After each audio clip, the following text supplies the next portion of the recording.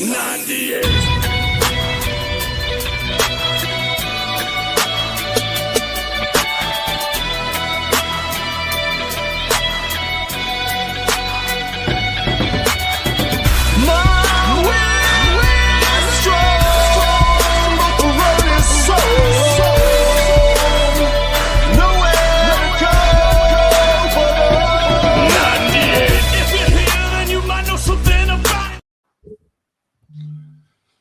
Another Friday night, live, 98 Arm Wrestling. How are you, Dave Shell? How are you doing, buddy? Oh, I'm much better now that I have my new hip. I actually did the lawn tonight for the first time in over a year, but with my old handy-dandy reel mower. You know, Dave, no power mowers you here. just started doing all kinds of lawns, making extra money. And at this very moment, the early weigh-ins have been proceeding for the IFA Nationals in Dayton, Ohio. Nice. Started at 6 o'clock this evening. And That's so cool. they do have a decent crowd there. I will not be there this year. But Dave, you're anyway, bailing? so that's going forward. You're bailing on it? I'll be having a new getting around out probably Sunday video and list, even though it's only been a month, but things are piling up so fast that there's no way I'm going to fit it all on one page. But, yeah, there's a lot of stuff coming up. Let's see. Sal Squatch is hoping we come to East versus West 24, which is an I actually really want to go to that, actually, because Billy Ortegas is running it. Yep. And bunch of people will all be there that I haven't met in person. So be cool to come out there and meet Sal and a bunch of other people I haven't met in person. That'd be cool.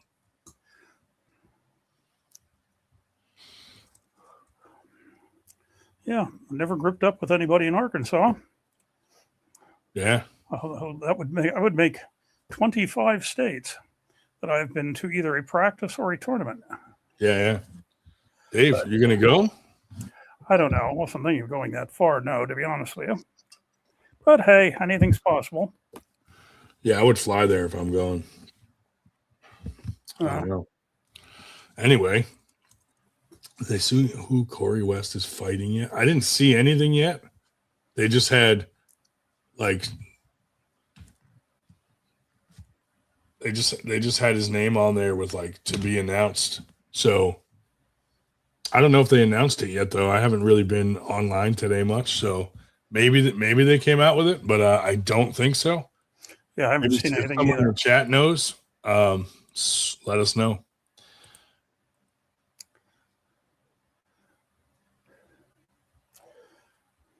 But other than that, so not going out of town that far this weekend or next weekend. Of course, 2 weeks from now we have the battle at Antietam, which we will 98 battle at Antietam in Hagerstown, Maryland.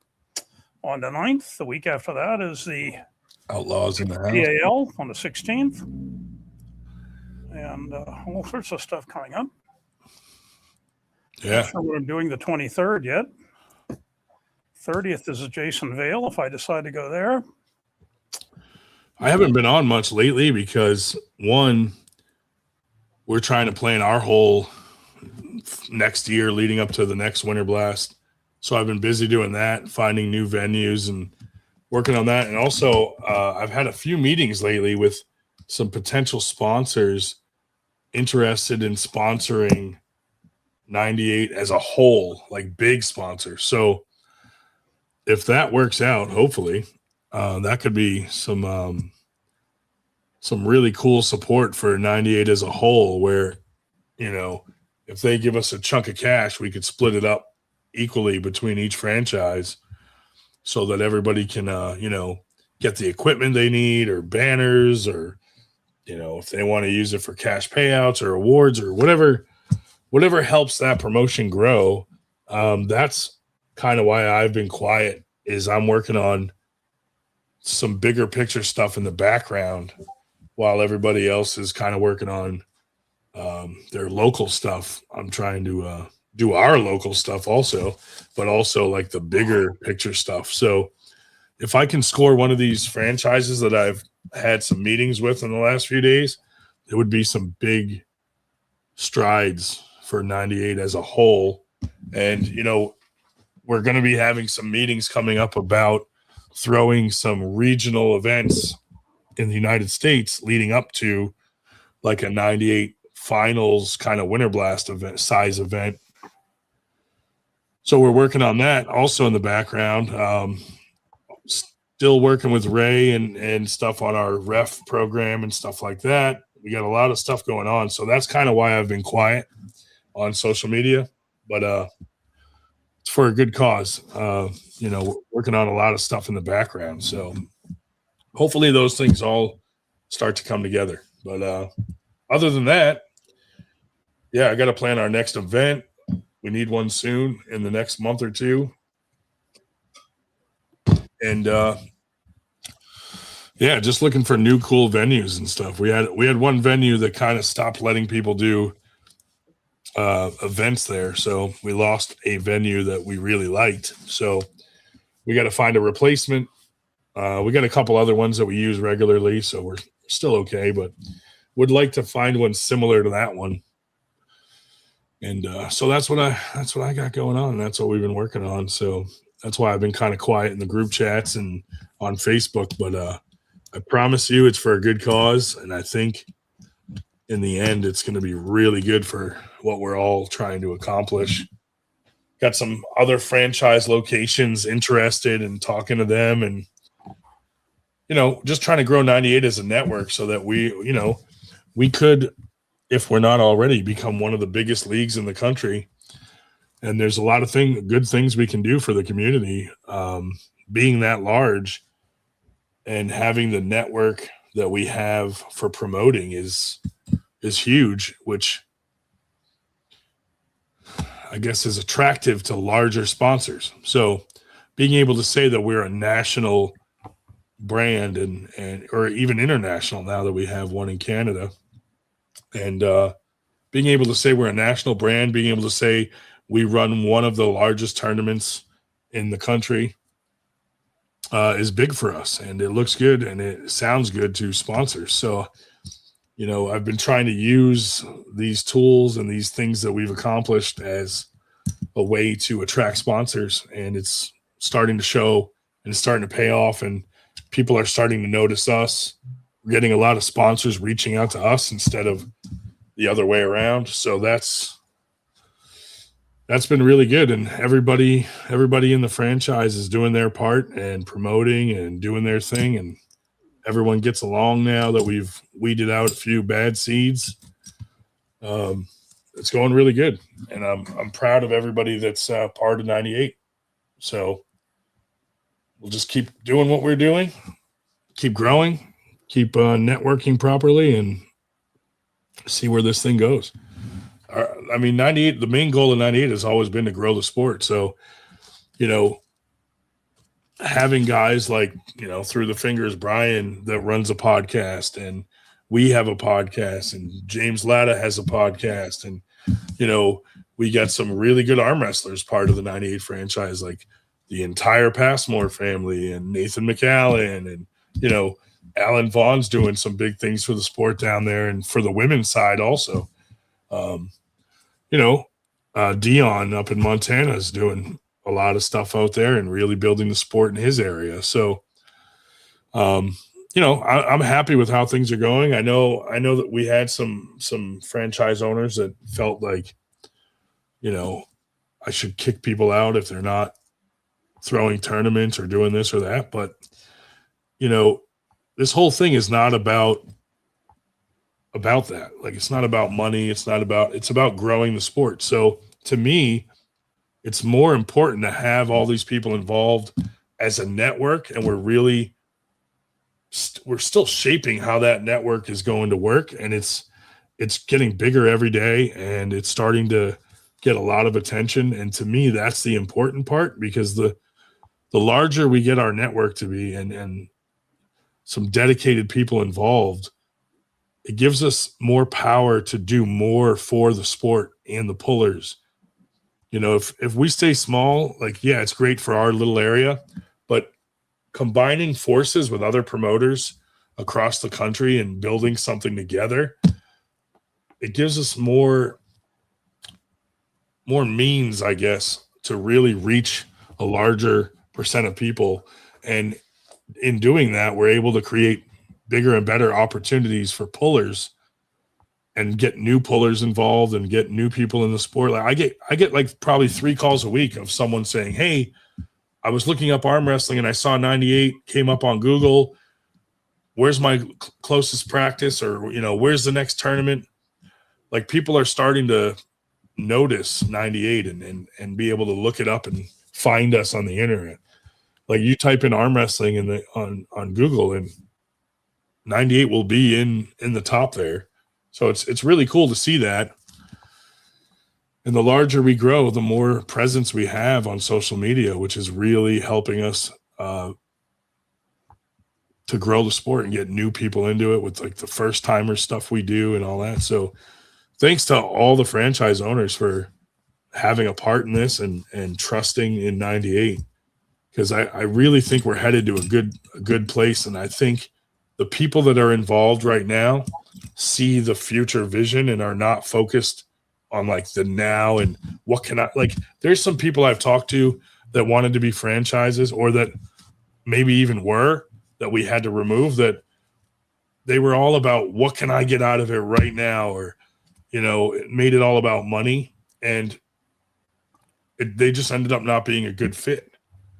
Where I feel like the people that are involved now are more about seeing the value in the networking aspect of all this and the future and where this can go. And it's not something that's going to happen overnight, but if we keep building in the right direction, I think, you know, we're going to get to that place where we can have a big impact on the sport and what we can accomplish for pullers to have more opportunities and cash payouts and, you know, sponsored athletes and things like that. So, but yeah, anyway, that's kind of where I've been. I haven't been on much and trying not to waste as much time just bullshitting online and just really trying to focus on where we're headed. So thanks for being patient while I'm in La La Land.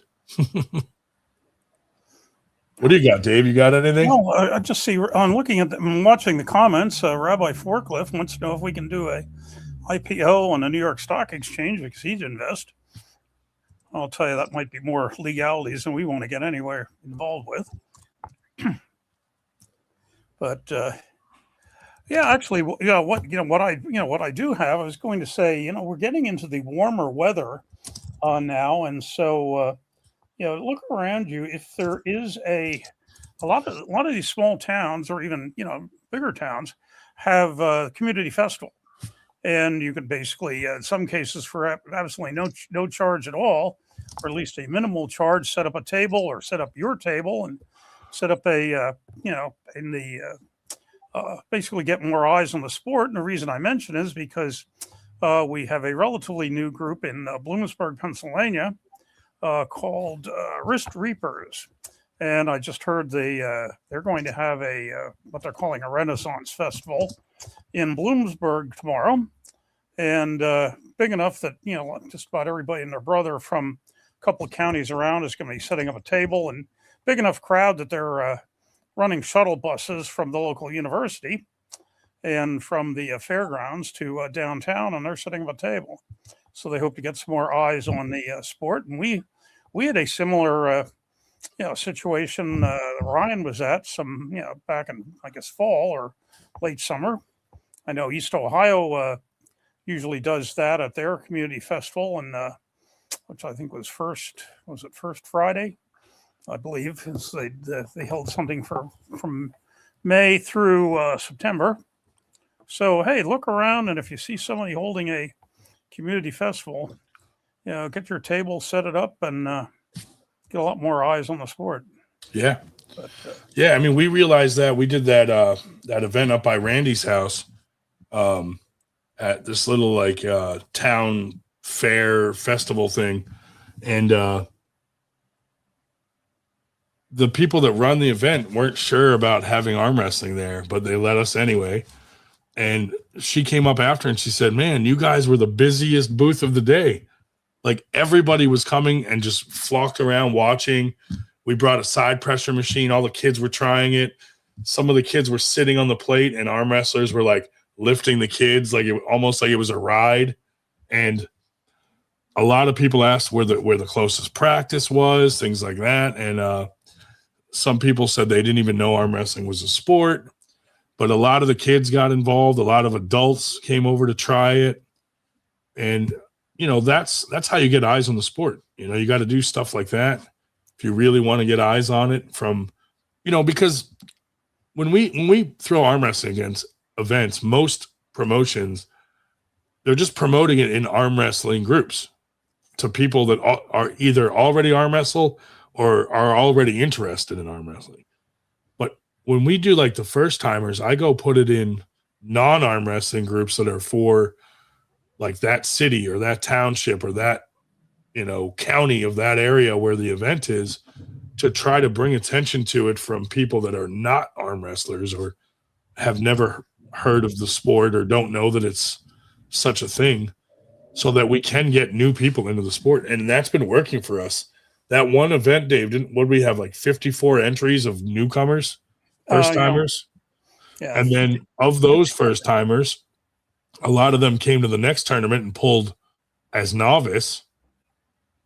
And then now we're seeing them in our amateur divisions and stuff all the time, regularly. So it did bring in a lot of people that continued to come. So that was pretty cool.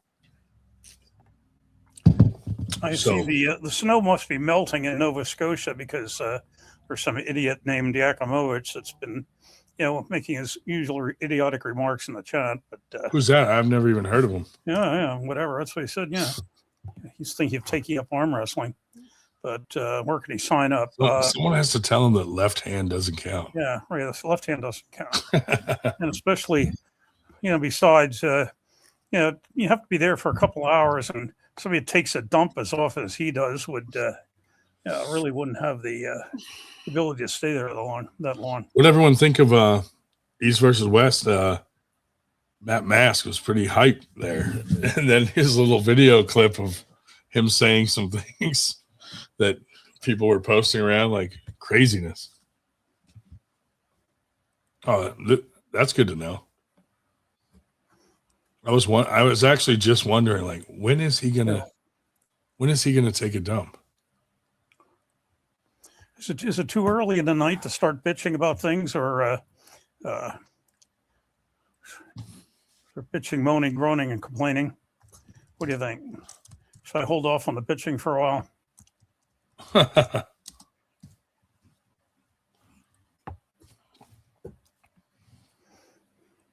just figured since it was only the two of us, says left-timers for faggots and Frenchmen. My pitching wouldn't rub he only said that because he lost. It was pretty funny though. He did get pretty hype. Devin's final form was amazing. Yeah, dude, that hair just cracks me up. No, Sue said, let's hear it, Dave. What do you got? Well, as we've noted, there's lots of things coming up. And a lot of times there's, a couple either the same day or, week before, week after. And there's only so many weekends in a year. So to a degree, it's unavoidable. However, we have a situation going on in May where on 9th of May, as indicated, I'm going to be in Antietam in Hagerstown. Well, the same day, 9th of May, there's a small tournament taking place. It's being run by J.D. Fox up in Meadville, Pennsylvania, which is, northwest PA, several hours away. The two aren't going to affect each other at all. However, the week following that, the 16th, is both the VAL in Virginia, which I'll be going to. I believe Ryan will be going to as well. And there's also the WAF Nationals, USAF Nationals, are in Pittsburgh. Well, the problem with the whole thing is JD has been getting some pressure, shall we say, from people on his own team to cancel his tournament on the 9th. And some of the people on his own team have been told, don't go to that tournament. Don't go to the tournaments being run by somebody on your own team. Hold off and go a week later to the USAF Nationals. In other words, there are people on JD's team are telling other people on JD's team, don't go to JD's tournament, which I'm sorry, I think sucks. Whatever. And I'm not going to name any names here because, I'm getting some of this secondhand, although I have no reason to believe it's not true. However, this week, and one name that I will name because unfortunately we've had to name him before, JD gets a call from the famous promoter James Reed, who basically tries to browbeat him into canceling his tournament on the the week before. Now, these are two entirely different groups in the sense that JD's running a small tournament, $10 a head, it's basically locals, whatever. The USAF Nationals, obviously by the word national, is drawing a different crowd, is running brackets at $50 a person as opposed to $10 a person. So really, there's not going to be that much overlap between the two anyway. And now it's our understanding, and time will tell where this takes place, that some of these same folks that are saying, don't go to that tournament because he's refusing to cancel it, are going to hold a practice, one county removed in Erie, on the same damn day as his tournament. Now, time will tell whether that will happen, but it's solid that basically they're trying to browbeat somebody into not running a tournament, which is of no competition to them whatsoever. Yeah. I just think it's outrageous. So there, bitch. That's my pitch of the night. And if I wasn't already helping run Antietam, I think I'd go up to Northwest Pennsylvania, plop down my $10 on a couple different brackets, and participate just to show my opinion of the whole damn thing. Yeah. Fuck yeah, that's what you need to do, Dave. Fucking Put the right. hammer down, buddy. Damn the man. The big guys trying to bully the little guys, not cool. Well, it's not new. It's not new. Yeah, that's for sure. That's for sure. How is everybody? Good? Good, man. We were just talking about how, guys like you and a lot of the other, the guys that we've created this 98 network with understand that it's not the immediate gratification we're working on. We're working on the long game and the network of all this. And I think we've weeded out the few people that didn't understand that, Yeah, there's a few that I'm like, they really surprised me. One minute they're 100% gun ho and all for the future, and then they're like, no, I think it's more about me right now. I don't get it. Yeah. Very strange. Yeah, it's okay though, because it's better that way, right? Because we had a couple weeds in the garden that would, it just seemed like they were stirred more drama than anything. And it creates almost like a cancer, and then it spreads. But if you stop it in its tracks, then it is what it is. But most of the people that are involved now, well, actually, all the people involved now are on the positive side of things, and they see what we're trying to build. And from day one, like, I'm more about the network of this than anything else, because I think we could have a huge impact on the sport together as a network and really attract some bigger sponsors, which allows us to do more for the pullers. Yeah, I 100% agree. And another thing too, like I've heard, because I have friends that I have friends that have said like negative stuff towards 98 and asked why I joined it. And of course I got a lot, some backlash. Yeah. And I just tell them, like, listen, you know what? This community, we're not all going to like each other. And you know what? We're doing it already. We're putting up with people we don't like and everything because we want the sport to grow. And, whether I agree 100%, I mean, I don't have any disputes or nothing. So, I mean, even if I did, and I would still say, well, how is this not beneficial for the future? You know what I mean? We're networking and we're joining together and we have our own things. You know what I mean? Yeah. But it's I've noticed the people that dislike 98 the most is because they have no idea what we're about. Mm-hmm. They don't understand. Like they just hear someone else complaining or they hear a rumor. But if they really wanted to know what we're trying to do and actually paid attention or talked to one of us first, I think they would realize that we're all on the same page. We're all trying to do good things for the sport just together as a group rather than alone to create a larger network. And that's not a bad thing. But we're already seeing I've already experienced the rewards of it. I mean, those medals, I got a quote for those medals and I paid half of what I got quoted for here locally. Yeah. You know what I mean? So, the jerseys, we're all having issues with jerseys right now. So now we, you know what I mean? We have to, who do you get yours from? Let's work this out. Right. So, and we do it as a group. Like, hey, I got this guy, try this, that's the cool thing about it. But yeah, the medals guy is awesome. Oh yeah. I mean, it's almost like unbelievable. Like I thought I was going to get fucked because of the way we communicate.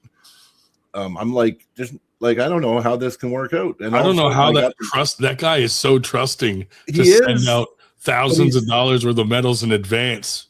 And he's very simple in communication. It's like a word. Yeah, one word. Yeah, one word or like a little thing. Like, don't worry about it. When they're shipped, you can pay. Yeah. Okay. You know what I mean? Like, yeah. I mean, it did work out. I know for some of our guys, he's like shipped them and then said, when you get them, you got 30 days to pay. Yeah. So then the guys were able to throw the tournament and then pay with the money from the tournament for the medals so that they didn't have to come out of pocket. Yeah. Which I thought that's an awesome option for the smaller promoters that don't have the money up front. Yeah. It's true. Well, I think James Reed uses the same guy because he does. He does. When I remember the East versus West qualifiers, I didn't pay for those medals. He's like, oh, just when you get them, send me the money. I'm like, I've never done anything like that before. Dude, one of the guys that we get some other trophies from, he goes, he's like, James told me not to do business with you guys and all this. And he goes, but you guys have always been nice to me. He's not always nice. And I was like, well, it is what it is. Whatever. Yeah. It was funny. It was funny though that the guy just openly said that. And I'm like, damn. Yeah. I came to a realization. So, you know how like on Facebook you can only have so many friends. So I got like 5,000 friends, right? So I can't have any more friends. But I find every time I release like kind of an opinion or I post this, something that's a little controversial, I'll lose 20 friends. Just go down instantly. Yeah. And I'll be like, well, I have 100 in the wing, right? So like, the requests, I have 100 requests off to the side. So yeah. So you're like, 25 more I can add. Yeah. Does he arm wrestle? Yeah. That's how I was when I was maxed out. But once my account got shut down, now I have to like re-add 5,000 people. Like, I know what you mean. Yeah. It's crazy. And then they made me a professional account just because of my sheer volume. So I thought that was nice. Yeah. Normally they charge you $1.99 a month or something, right? Yeah. No, I mean, still to me, Facebook is the number one tool for arm wrestling. It is because it's the way to get your voice out there and to advertise and spread something, right? So I mean, it definitely is. Like it's probably the best tool still. Like, I think so for promoting. So you don't got to watch nothing. It could be just a quick blurb, right? It just pops up. Oh, okay. Dude, and it's crazy to me to see these events where like the flyer comes out literally like 2 weeks before the event, and I'm like, and then those guys are bitching that they didn't get a good turnout, and I'm like, yeah, man, no wonder. Like, I got a strategy, so I'll start about 3 months out. I'll put the first flyer out, but I'll let it kind of resonate. I'll just post it in a few groups, and then about a month later, I'll make another flyer. That's how I do it. I missed information in the first one anyway. So, and then I let that resonate. And I don't really start pounding till the last month, but I do make sure that everyone knows and I get it out there, right? Like months early, right? Yeah. I do the same thing. That way nobody can be like, you stole my date. And I'm like, dude, I made the flyer like 6 months ago. Exactly. Like, and another thing is I don't like pounding early because then you just get people sick and tired of seeing it. Right? Oh, yeah. You ever had that where one guy will like post it every day for fucking 50 days straight? It's like, I don't like that either. Yeah. Like Sit Down Nationals was like that on this. Yeah, I was like, bro, Jesus Christ, like 6 times a day in every group. Like, yeah, I know. Yeah. See, when that starts happening, then it's like, because of how I feel, I don't do it, because I don't, if other people feel the way I feel, that's not, for me, that's not good promotion, right? So, well, it's I do the same thing. Spam folder. He sends so often, yeah. Hey, I just sent you something I couldn't find. It's in the spam folder because, constantly. Facebook started to see it as spam. That's why. yeah. You're doing it too much if Facebook flags it themselves. Yeah. But I do the same thing. Like, I make the event page, and then if I do have to post anything, I post it in the event page. Yeah. So, like, any changes or stuff like that. That way, I'm not spamming groups. But I'm horrible for that. You know what? I spam, but it's like selective timing. Right? Yeah. I do the same thing. Like, like 3 months out, I'll put it out in a bunch of groups. Then I wait till about a month out, and then the week of, I'll go a little harder, like right at the week of, or like, I know that the advertising's worked, and mainly because of our podcast too, right? Yeah. So, I mean, I've got confirmation of people coming from Manitoba, Saskatchewan, BC, Montana, Idaho, like, you know what I mean? Like, I got people coming from everywhere. So, I mean, it's kind of good that we have the podcast, because I think that's part of the reason, you know what I mean? It gets out there a little better, right? And I don't know, our first event's looking pretty good. It's looking up. I mean, I had no expectations. I don't have any expectations because it's the first event, but I think a lot of people are interested in the rankings because we're offering a new ranking system with it. And I think a lot of people, it's because it's brand new and the first event's going to really dictate the rankings right off the bat.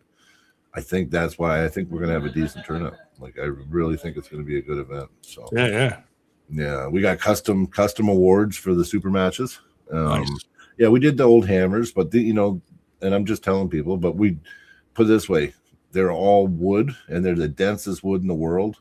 Yeah, it's like the heaviest fucking little hammers that you could ever get, and they're probably over a couple hundred bucks each. So that's awesome. Final product, yeah, because they got to be routed and CNC machined and all kinds of shit done to them. The handles are going to be wrapped in leather, like that. Yeah. Be really What's it, like ironwood or something? It's like what's he call it? Put it this way: he bought one sheet, a 4-foot 4x1 sheet is $88. Oh wow!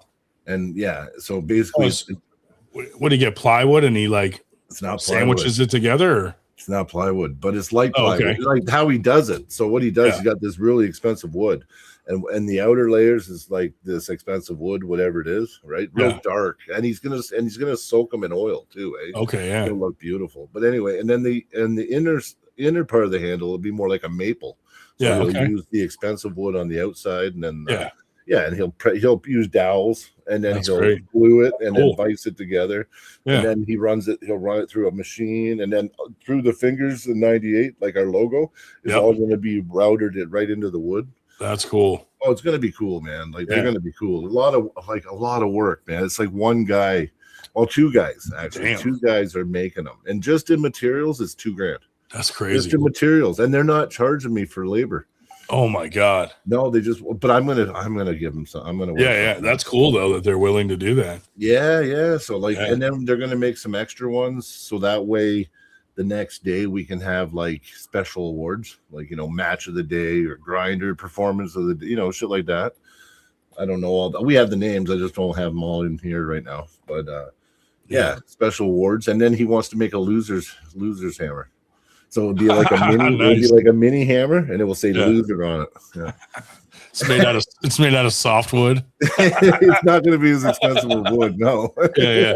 That's but funny. It's still going to say you don't even get the good wood here. Yeah, exactly. Yeah, and it's going to be it's not going to be the expensive wood. Yeah, that's funny. And, that's a good idea. But it's going to be all machine still though. So it's still going to be nice. It'll still have our 98 through the fingers logo on it. Yeah. It'll still be all machined. It will be nice still. That's cool. And it will just say loser. That's what we decided. Yeah. That's fun. Yeah, well, why not, right? I'm sure Yeah. people aren't going to take offense to it. I mean, No, it's all in good fun. Yeah. Oh yeah, you get something, and yeah. I it's love out of easy. the box stuff like that where you try something new. Like it just makes it more fun, That's what we I try to think of something different every event. Like we did crowns at the Shell Shock event, and you know what I mean, just different shit, right? Yeah, and eventually, you know what? Even though it seems like it's getting old, man, these belts, but like 50% or more of the people that are coming want belts. So I told them, I said, listen, let's get the league started, and then we'll get some belts made. If but it's just like, I guess it's the novelty thing, right? Like, I get it. Right? I got a link to a cheap belt guy I'll send you. Yeah, definitely hook me up. I'd probably be able to use that for sure. And I get it. You know what? And if they, another thing we do here too, if you win the belt, if you pay, like, I don't know, whatever the belts cost, right? If you're willing to pay for the belt, we'll have replicas made. So cool. That way you always have it on the wall. Hey, I was the belt holder. You know what I mean? You got a belt. Yeah. But the original belt will have to be passed on to the next guy. Right. But if you lose the belt, you can, pay the money, and I'll order. And have this way, it gives the belt dealer, like whoever's making the belts, it gives them return business. Because now I'm having more made just for trophies on people's walls, right? Yeah. So remind me. I'll send you that link later. Yeah, I will. I definitely will. Thanks. No, that's good. See, I'm glad I brought it up, right? Yeah. Did you see the little video? So I'm going to start doing. I guess I don't mean to talk so much, but I might as well promote what I'm doing. I'm starting to do these little videos. So every week, whatever I see in the chats, like if there's some drama brewing or something, I'm going to start giving my 2 cents on.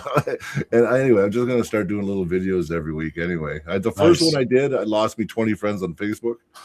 So just cleaning out the attic. Yeah, well, it was about Michael Monster Todd, right? So okay. Yeah, I put up. Was he one of the ones you lost? Oh, I don't know. But I didn't. I just put some shit out there, and I wanted to hear what people had to say. So we had about 40 comments, and then I think 100 and something people voted. So it wasn't too bad. Good participation. There was everybody from, it doesn't matter if he loses 1,000 times, he's a hero of the sport, he deserves a title. So I had responses like that. And then I had responses like, no way does he deserve it. He fucking lost more than he's won. And last time he went to 105, Unger Bayev destroyed him. And why does he get a championship chance? And then I got the other guys saying, well, it'd be a good match either way. You know what I mean? So, but it was good. It's just, you know what? I see the little comments and this and that. So then I just kind of put it out in the open, and then hopefully people just dump their thoughts on it. Yeah. And it allows us to kind of understand where the community is at on certain things. Because sometimes my opinions get me in trouble on the pod. I'll start going blah, blah, blah, blah, blah, blah. Like I'll rant. And meanwhile, 70% of the people are like, fuck you, Brian. Fuck you. You know what I mean? I love Michael Monster Todd. I know all about that. Yeah. So the minute I bring up semen dust, people are just shutting it off. Yeah. I don't know. I just been looking at ways to, like, I don't want to be an Aussie arm wrestler. I don't want to be this or that, but I would like to, engage the community more. Yeah. Because sometimes Dak and Cody aren't available for pods, and I think that stuff's fun. What you're doing, because it's still content, and it's very easy to do that. Yeah, you just sit and talk. Yeah. And I keep them quick, like about 10 minutes, right? So it's just what I do is I throw it out there. I kind of say my opinion, and then I ask for the opinions from everybody.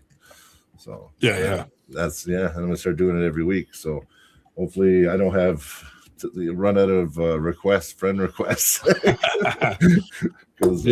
Take a lot of time to get rid of all 5,000. Yeah, I think so. Yeah, I know. I didn't even know it was up that high before. I was like, what the hell? I tried to add somebody, and they said, manage your friends. Yeah. Oh, shit. Then you got to be like, who do I remove? Oh. I'm like removing real life friends to add arm wrestlers. Yeah, me too.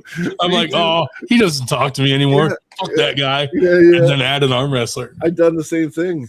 I'm like, that guy, look at him. He's on the table. He's fucking, I got to pick that guy. His profile picture is just cool. Yeah. Pretty much, if you have an arm wrestling picture as your profile picture, I'll accept the hug and invite. Me too. Yeah. Voodoo in the house. Voodoo, yeah. What's up, buddy? Didn't you just have I think I seen him online. He had surgery or something. Yeah. Yeah, Did you see the video of him having the bee fly out of his mouth?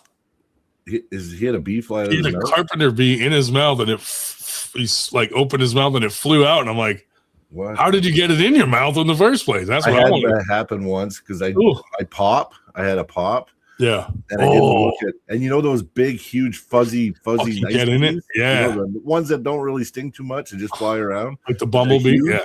It was in there, and I drank and went right in my mouth. I went, I was like, what the fuck? And I spit it out. It was huge. And it flew off?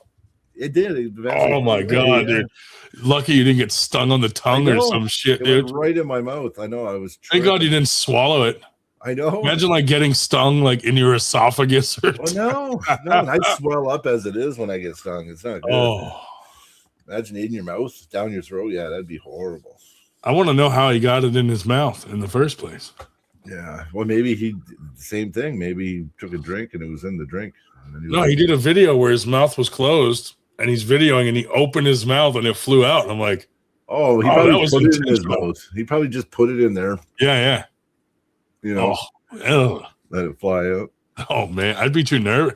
I guess those carpenter bees aren't really like aggressive, but you ever hit one with a tennis racket, dude? Oh yeah. Fucking A. That's my favorite game to play in the summertime.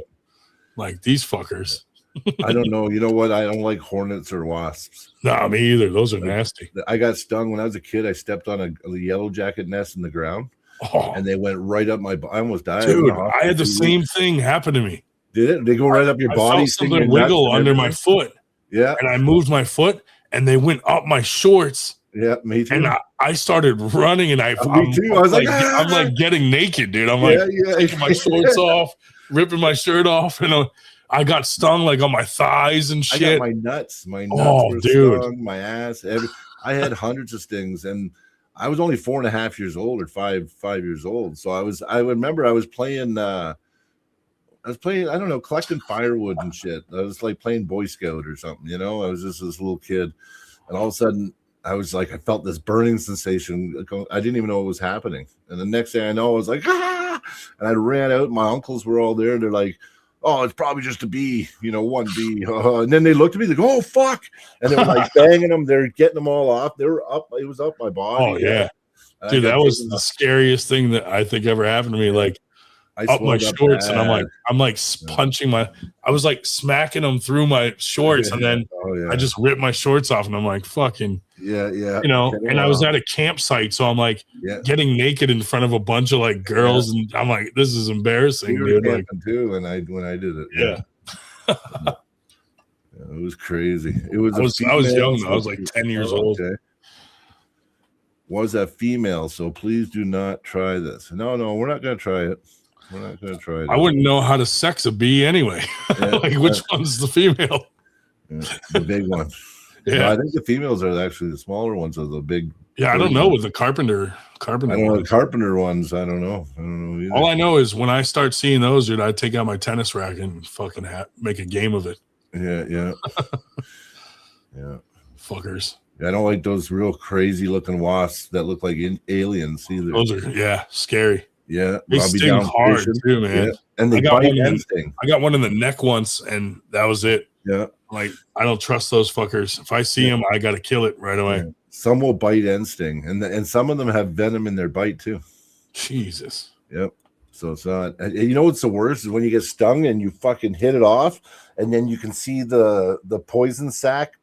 Like yeah. You ever had that? And I have actually seen it pulsate. Yeah, it's still pumping into you in my arm. Yeah. Yeah, you got to hurry up and pull that fucker out because it'll just keep putting it in. Yeah. Yeah. I had one stuck in me once and I couldn't get it out. And I guess the trick was you put toothpaste on it. When the toothpaste dries, it pulls it out. And it worked. Yeah. It worked. Yeah. Oh, males have solid blackheads and will bite your ass. The females, I guess, don't. Okay, the males bite. I know males bite. All right, that's good. That's good to know. Could be a party trick for some people. Yeah. There's some species of them.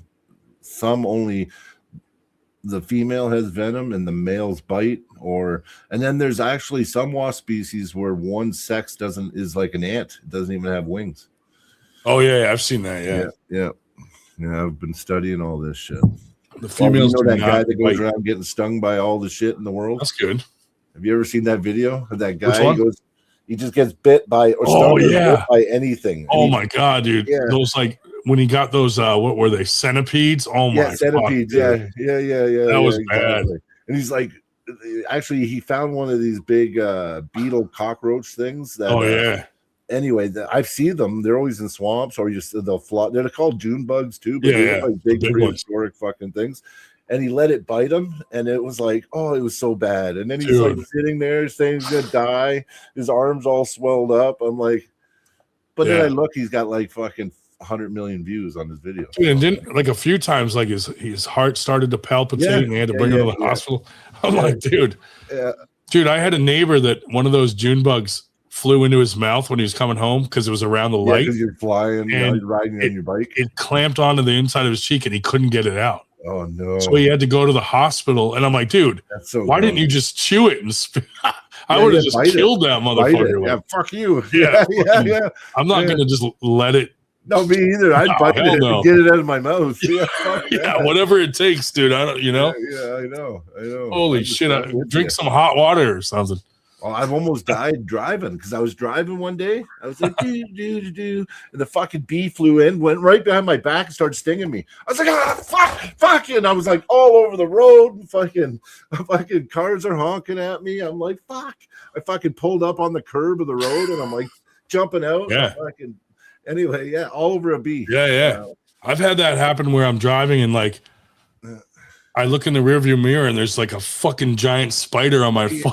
I was like, oh, fuck, dude. I'm like slapping myself in the face. Fucking. Oh, yeah. I've had it where the window's down a bit and I can see the bee flying with me. Oh, yeah. It wants to come in and I'm like trying to close the window. Quick. Hurry up and put the window up. Yeah.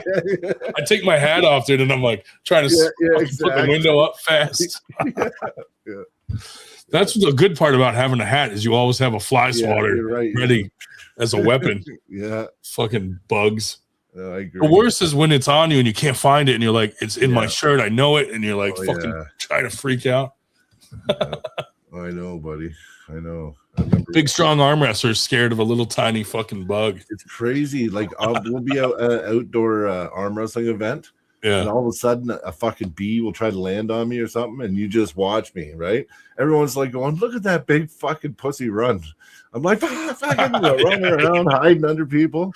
Like, get rid of them, But it's because I got stung so bad when I was young. I got like a PTSD to it. Yeah, that's not fun. I had a friend jump over a fence once, and he landed on one of those big ass nests, and like just both legs right through it. And they covered him, and his dad reached over the fence and grabbed him and put him under his arm and like ran to the hose. Dude, like they were all on his head. Like his head looked like a basketball covered in bees. And he had to he's like spraying them off him. And I'm like I couldn't do anything because I'm not going to help, dude. Fucking look at this fucking cloud of bees around them. Yeah. And he's just spraying this kid down, and then they ended up going to the hospital and they were fine, but man, did he get a lot of stings, dude. Crazy. Killer hornets too that come over. Oh yeah, the ones that can keep stinging. Yeah, and not only that, they send out a pheromone, and then it's just like it's on. Can you imagine? Yeah, man. Well, that's the problem, right? Like last year we were at this guy's place. We're having an arm wrestling practice, and he must have had a nest somewhere because he's got a big shop. And we're arm wrestling, and a wasp would come down, and somebody would swat it, and then crush it, and all of a sudden, like there'd be 3 or 4 of them, and then people were like, "We're all fucking in there," and just, like the whole floor is turned into like bee mush, right? And I'm like, "Where the fuck? There's so many now!" Like eventually, they were everywhere. Yeah, they're sending out that bat signal. Pheromones. Yeah, they're releasing pheromones in the air. I'm like, every time you kill them, they're releasing a fucking pheromone, man. Just making it worse. Yeah, like just fucking catch them and let them out the door or something. Fuck. I had a big nest on my shed once, and I'm like, how am I going to get this thing? So instead, I got my paintball gun and I lit it up fucking from the deck. I'm like, I'm not going over there. Just like, and they just started swarming. You know? Oh yeah, that'd still be cool. That'd be fun. You know what works really good? So I had a huge, and I wish I would have got it sooner because it was probably cruel by the time I fucking did it. But they were living right in my backyard, just near my step. But I knew they were there for like a month. But then it got to the point where there was like literally my whole backyard was like a fucking bee highway. Like it was like thousands of bees. It felt like, right? So I was like, shit. And I looked up this thing with Palmolive dish soap. So all I did was fill the bucket up with water, put a whole bottle of Palmolive in it, and you go at nighttime because they're all in there and they're not there's none out at nighttime, and you just fucking pour the whole bucket down into the nest. Oh yeah, I had to do that. It took out the whole fucking nest. It was done, obliterated. Not even one survivor. Yeah, because it affects their wings. And them up. Yeah, and their respiratory. It suffocates. I did it too with gasoline on one underground one. I did that one. But then my wife was like, "You're gonna light the whole fucking like." She was like not happy about it. She's like, "You're gonna light roots underground and it's gonna fucking spread." And I'm like, "Calm down." I did that too. You know, brake cleaner. You know that brake cleaner stuff. So my buddy Brian, one of my best friends, he knows I'm scared of bees. So he came over. I got him 3 cans of brake clean, and he just sat there and he was just squirting it in the nest, right? Yeah. Well, it fucks him up too, right? But he was, I don't know, he killed. I seen they were coming out. He killed a few hundred of them, and then, but when he was done the 3rd can, he goes, "Give me a lighter," because he was sprayed all that brake clean. It's all flammable too, right? And so anyway, just it almost blew my step up, man. That's how fucking. Can you imagine? You're like, fuck.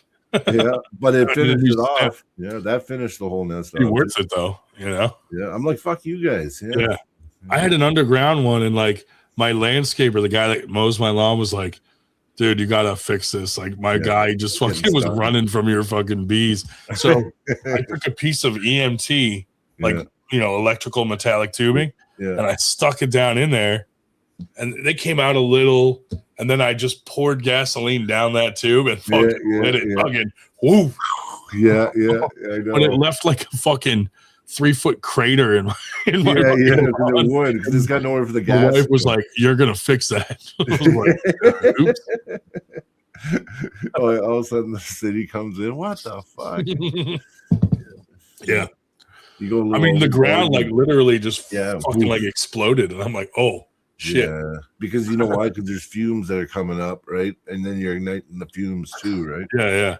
And then it's got nowhere to go. Yeah, she was not impressed by that at all. She was like, "You're fixing that tomorrow," and I'm like, "Okay." Remember, they use fertilizer for these big bombs too. Right? Yeah, it could have been. Yeah, could have been way worse. Yeah, it could have been like, "Oh my god, what the you blow up your backyard?"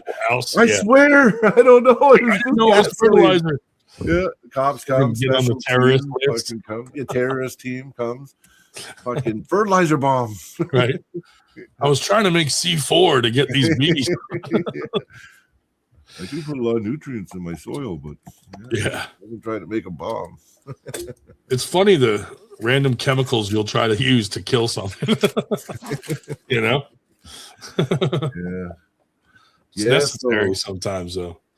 So I did it, man. I got 4 matches. So after my injury, I got 4 matches. I got all my matches lined up now, and I might have just picked up another match if I can go. How's it feel? Good, because it bugged me when I was injured, and I just don't talk about arm wrestling. Have you put it under any real stress yet? I did one event, and it went good. I got on the podium. But it felt okay during the. I don't know.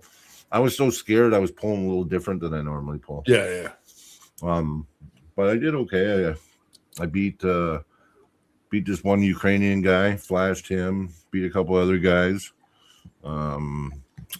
Sean beat me, but I gave him a good go. I had a good chance to get him out of straps. I know when we got into straps, he just beat me in the setup. Sean Crowther, he's pretty good though.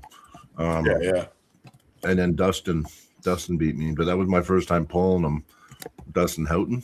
Yep. And I think I got it. You know, you got to pull some of these guys, you know, first to kind of feel what they're about because they're all hitters, right?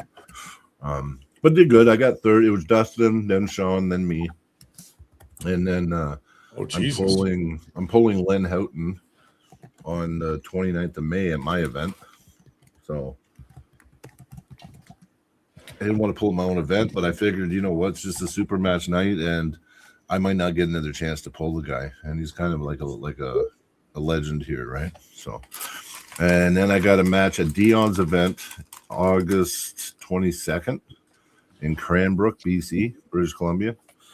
Dion got screwed on those T-shirts too, man. Yeah, I know. Well, I think he's going. I think he's good now. I talked to my supplier. He said the problem is that there's a lot of them use just the same factory to make all their shit.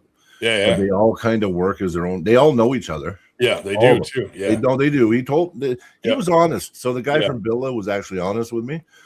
He goes, "Yeah, I know them all. We talk, but we're our own like sales. Yeah. You know what I mean?" But he said it's just too bad, right? Like apparently, what it was is some of those guys over there tried to use a third party, shipper, and everywhere else you're allowed to do this because it all went through Germany. It was fine. Yeah.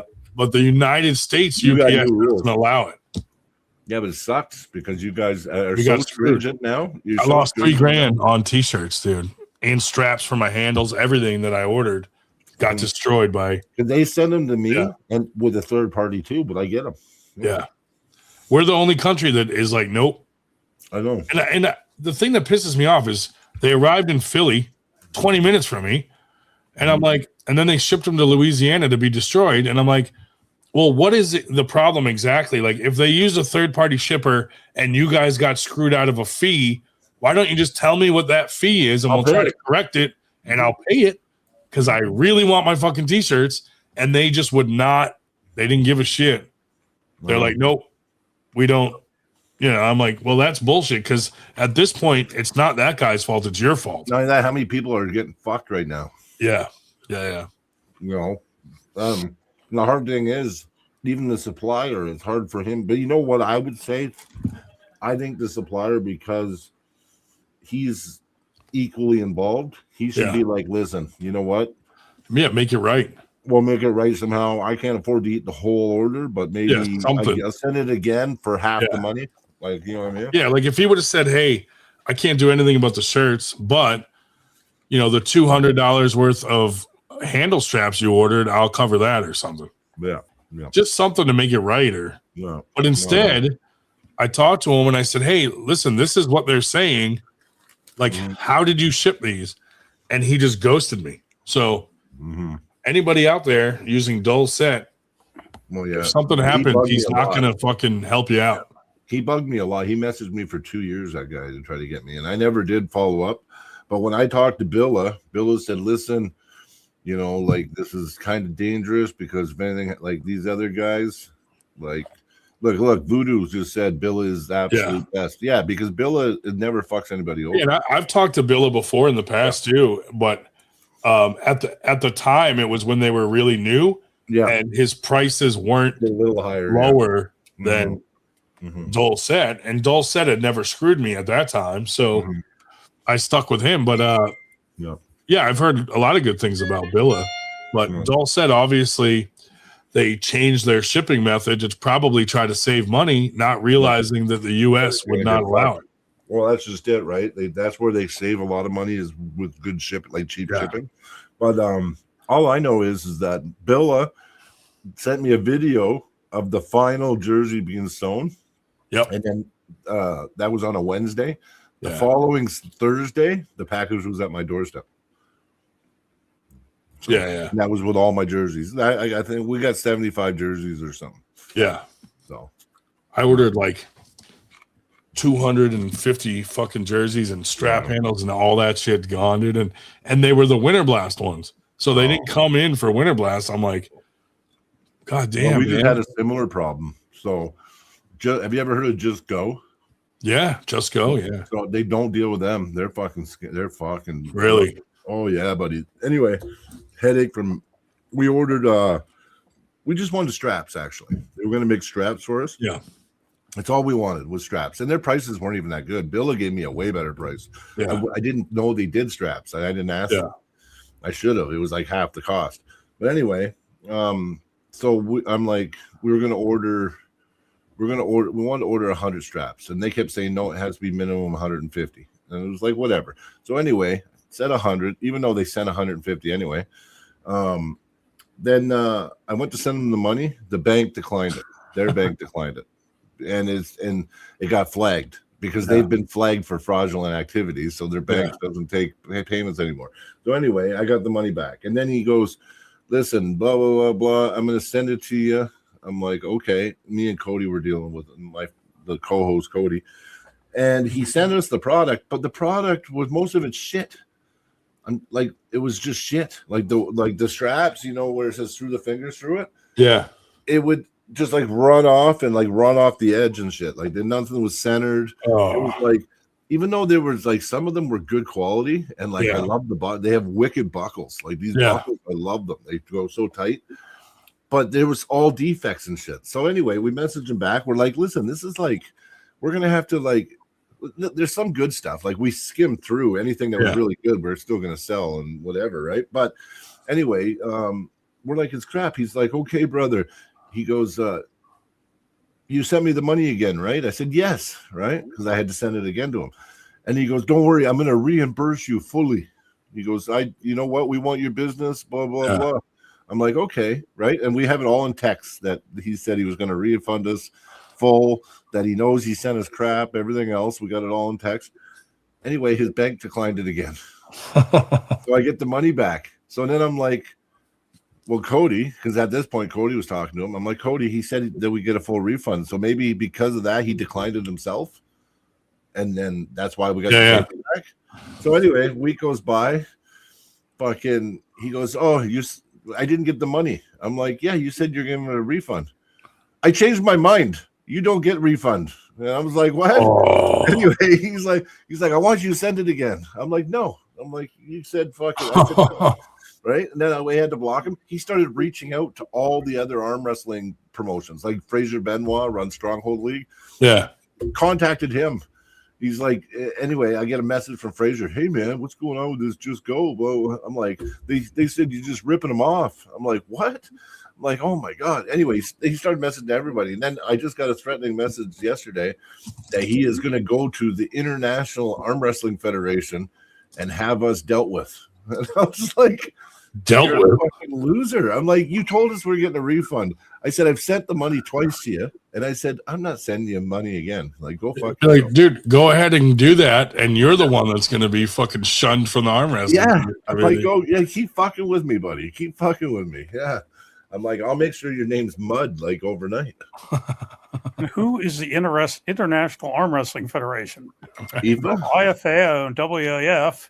But he doesn't fucking know anybody. He just fucking he's like the World Arm Wrestling Federation or whatever. Like he said Arm Wrestling Federation. He didn't even say international. He said Arm Wrestling Federation. I'm going to report you to the Arm Wrestling Federation. I'm like, okay, good. Yeah, it kills me over the years, and not just talking arm wrestling here, but you find somebody that basically, they're doing a good service for you. So you stick with them. And then something goes wrong, and it's like, they basically give you a hose job. Yeah. It's like, wait a minute, I stuck with you all this time. I didn't, really look at any of your competitors, but all these years, and now this. Yeah, you try to get a better deal. I just always was loyal. Yeah. And you feel sometimes you feel like an idiot for sticking with somebody, like insurance company, for example. And then something goes wrong, and they give you the hose job. Like, they do that all the time. Yeah. No, I know what you're saying, though. I know what you're saying. Like, I'm loyal. Like, and not that, I'm not even about loyalness. Sometimes it's about convenience. If I keep dealing with you, and you come through, and I don't have that pressure of worrying about it working out. Yeah, it's worth the extra money. Yeah. And I know I can count on you, and it's going to be done. I'd rather that than try to find someone cheaper. You know what I mean? Unless it got to the point where I'm like, no, I'm paying way more than everyone else, and I feel like a dummy now. But you know what I mean, right? Like, I was with Erie Auto Insurance for decades, and they've fairly decent reputation. And finally got to the point. Oh, you've been with us so long, you haven't had these complaints. If you have an accident, we won't raise your rates. So I had an accident. They didn't raise my rates. They just said they canceled me. I said, what? I said, what is this shit? And they said, well, it's the auto. I said homeowners, and I had liability with them. I said, oh, well, you keep, we'll keep still write that. I said, like hell you will. No, I'm not saying carry my auto. You're not going to carry anything. I switched over, looked around, switched to Travelers, and I got a better quote from Travelers than I've been paying at Erie after my accident, even though, it's like, what the hell? Yeah. Well, it's like I have a buddy of mine. He's paying something. I told him the other day. He's like, how much do you pay for insurance a month? I'm like, I pay about $320 a month for 4 vehicles. And he's like, for 4 fucking vehicles? I pay fucking $290 for fucking 1 truck. And I'm like, how long you been driving? He's like, 35 years. I'm like, you better get a quote, man. Here's my insurance company, TD Bank, man. Just fucking phone them up. See, most of our insurance companies are just different banks, right? And if you phone one and say, yeah, they offered me 200, then they'll be like, well, listen, we can give you 160. It's just the way it works. Like, it's all cutthroat here. It's like you just tell them the offer you got from there, and no matter, even if you're lying, they'll just undercut what you know what I mean? That's how we get insurance. Yeah. Some of these things where they get these stupid rules, and you think, where the hell did they get this? Like Facebook. Facebook, basically closes down Ryan. You were saying about earlier, and for what? Whatever. I showed him something the other day. We could not put here. I can't even. No, I know what you're saying. But I saw a post that had been up for at least a day because it said 1 day on it, and it was so utterly racist. Oh yeah, that was bad. It looked like, honestly, the best way I can describe it, it was like a Klan cartoon from the 1950s. It was just just the caricature. Yeah, but that soaks division and hatred. They like that about shit. The worst thing I have seen in decades. But it was still up after a day on Facebook. So what the hell is going on here? But yet they'll close down Ryan because he called somebody Amish. Closed him down for 3 days. That's hilarious. Oh yeah, I got a 30-day warning like years ago because someone had like a haircut and I said, "Oh, you look Amish," and that's it. And I'm like, "Well, if you're shutting me down because I said that, then you must think Amish people are like." Yeah, you must have a bad opinion. How's Matt doing? Hey, how are you guys? Nice to see you. People want to know what kind of camera you're using. It's a Logitech HD 1080p webcam. Man, we can see your nose, hair, everything. It's not that bad. It's pretty good. And I got a Logitech Brio 4K, and mine looks shittier than yours. So. Oh, that's right. I've got the green screen behind me. So. Oh, maybe that's why it looks so good. It looks good. The green screen. Yeah, I got to get one of those, maybe. It took me a while to figure out how to put the lights in the right spot. Yeah. Oh, for it to work right. Yeah, because like if I lean it like this, you see how the light gets lit. Oh yeah. Yeah. So you got it. I got one there, and a face camera right there. Well, nice. At least it's crisp looking. Yeah, it looks good. Oh, good. Yeah, what's going on in Australia?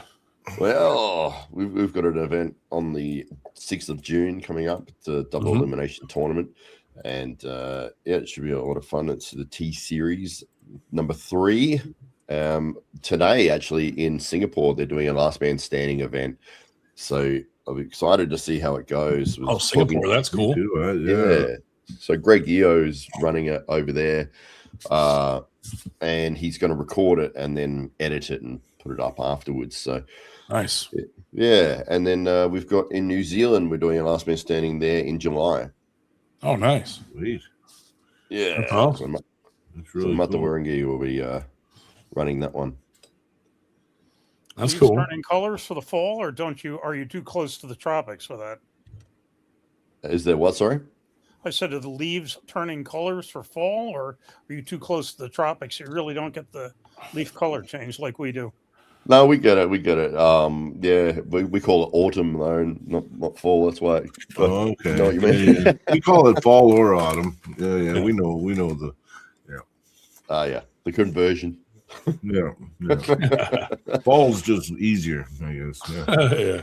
Well, I, yeah, saw, it I makes saw a post the other day where we were saying about, we talk about words that the American English versus British English, but there were a number that just from American English and Canadian English that really are dramatically, different. Because You it's really slang. get in It's because of trouble. slang. It's slang. The most slang in any It's like language is English. people that speak French Canadian versus like French over in France, way different. Oh, way different. They call us retard French though. Yeah. Yeah. It is way different. You're not allowed to say that word, retard. Hopefully, I didn't get you banned. Uh-oh. So you have to delete the whole episode now. It's gone. Just for the one word. Yeah. Yeah, I saw an article where they want to fire the head of Air Canada because he refused to learn French. When he got appointed, he promised to learn French, and he hasn't done it. So they want to chuck him out.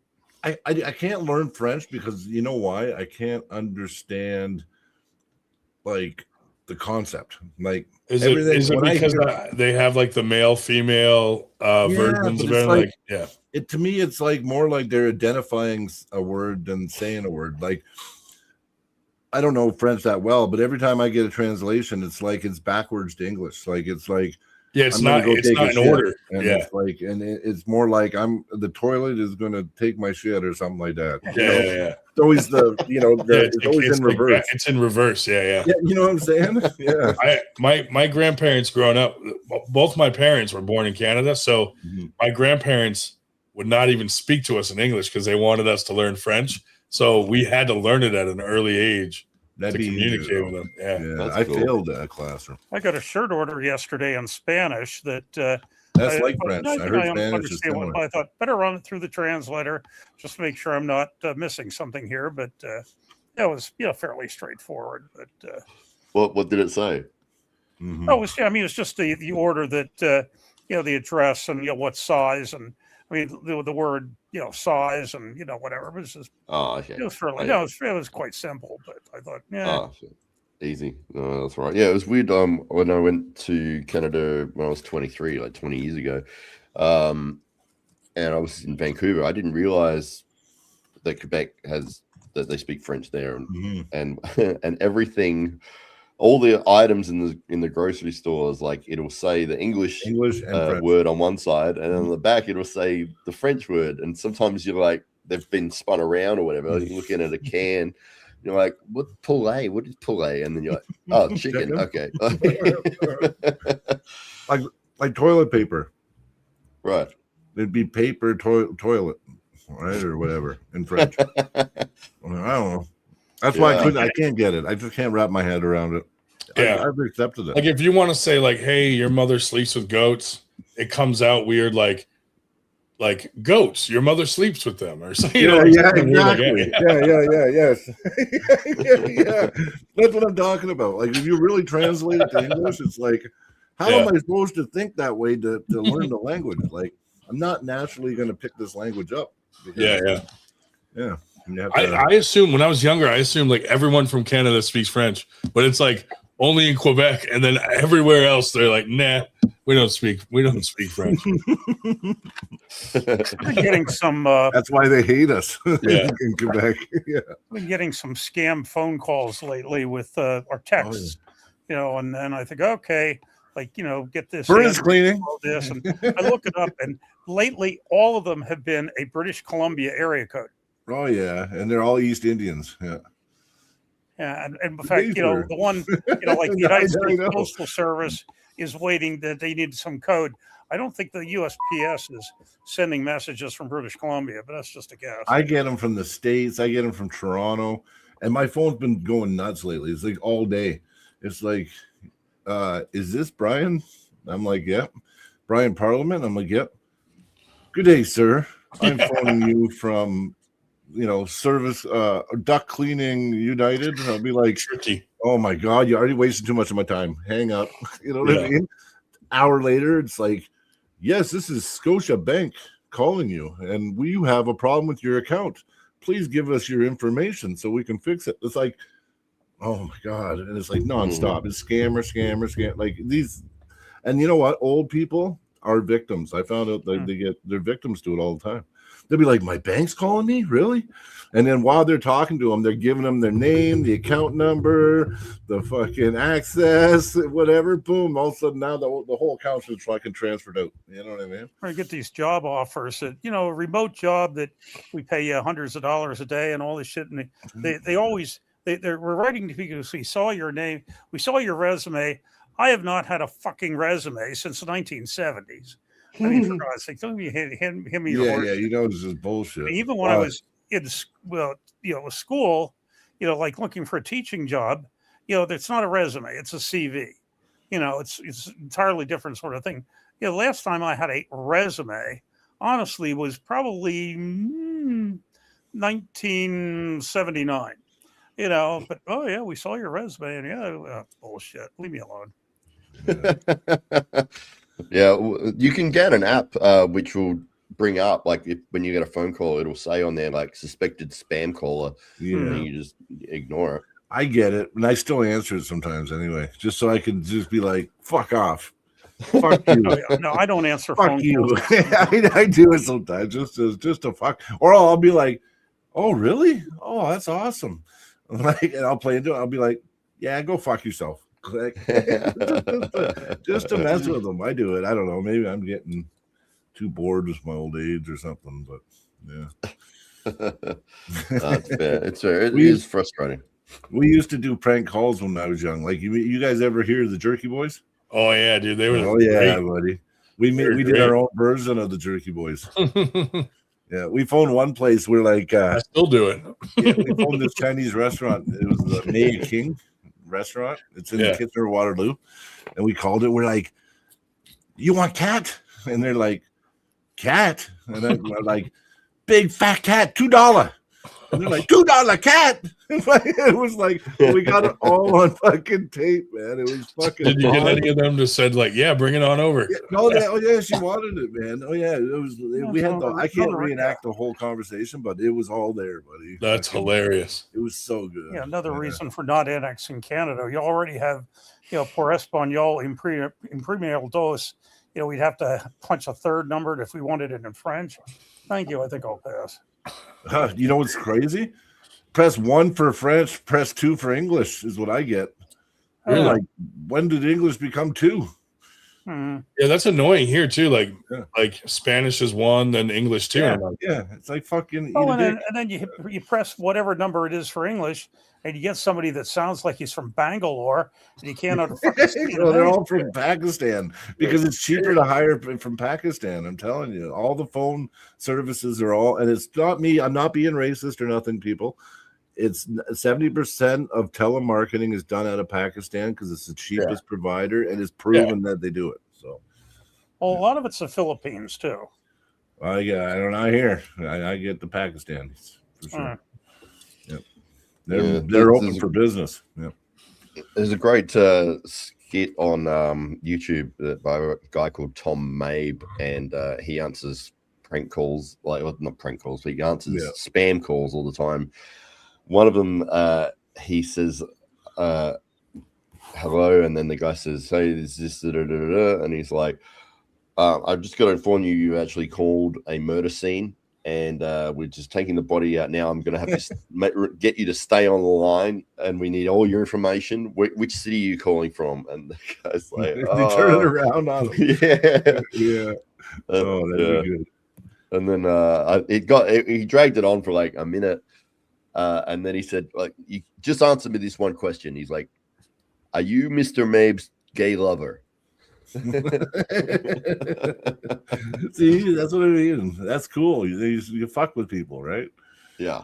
And it's funny. I never thought about recording it. All the French swears are like religious fucking things. Tabernacle. Yeah. That's their curses. It's all like that's their favorite one is tabernacle. Yeah, I think that's what he's trying to say here. Did you say tabernacle? Yeah. I said on this some months back about the Chat GPT isn't really taking off in the French areas because Chat GPT is, cat I farted. But Oh, yeah, I'm glad you said it now, not just me. Yeah. I'm gonna go for a piss real quick though, but I'll be back, boys. All right, buddy. All right. So I haven't spoken to you since Winter Blast. I wanted to see how you guys went with it. Good, man. We got 504 entries, and I was actually surprised by that because I thought it was going to be way smaller because everybody threw something on top of Winter Blast this year. But we still got good numbers. A lot of people came up from like Texas, all over the country. It was really good. The matches were good, except Nathan McAllen hurt his bicep in like the first 2 seconds of his match with Paul Cruz. And I was so excited to see that match. So that sucks. That sucked that they got hurt. He got hurt during that match. But yeah, it was really fun, man. The match of the night was Candy Passmore versus Lydia Tupper. Like they got into the strap, and it was like the longest strap battle I've ever seen in my life. Wow. Like the crowd was going wild. Lydia actually started crying during the match, like from the pain of the strap and stuff, and the emotions and stuff. Like, it was intense. And then Candy's son Henry had a match with Logan Bittinger's nephew, and that would have been the match of the night, but Candy stole it from her own son. And, but it was a fun night Friday night, and then Winter Blast went great. Just really fun, man. We had a really good time this year. Yeah, the one with the Bittinger and Passmore lad was both 11 years old. Very technical match. Believe it or not. Very technical, yeah. It's amazing. Yeah, it was something to see two kids going. I think I saw that one actually. I think he must have put it up on Facebook or something because I did watch that. And they went into the straps and same thing. They were there for a while, like But seeing them try different things and like you could tell, like at that age, like they got the technique down. Like it was pretty impressive, and and seeing the good women matches were great too. Like very very cool. Who won the Candy Passmore and Lydia Tupper match? Candy was ahead 2-0, and Lydia came back and won. 3-2. Wow. Yeah, it was crazy. Is that on YouTube anywhere? Yeah, it should be on our YouTube. Yeah, the Friday night matches. Oh, cool. And who ended up winning the heavyweights in the tournament? In the tournament? Well, so the best overall, Paul Passmore won. Righty, I believe, best overall. He won the money and the shield, and then Corey Miller won lefty. There was a lot of controversy around that going on. Oh, because he was the brackets guy and did the brackets, so there's always speculation as to what could have happened there, but it's like you got some really favorable matchups the whole way through this division. Yeah, I was like, I tried to stay out of it because I was like, man, it's already too late to fix the situation. So whatever happened, and we just, But yeah, Paul Passmore kicked ass. Trying to think in heavy. Dave, do you remember in heavyweights? No, but I can find it. When you're talking about it, I can pull it up. I know. Oh, what's his name?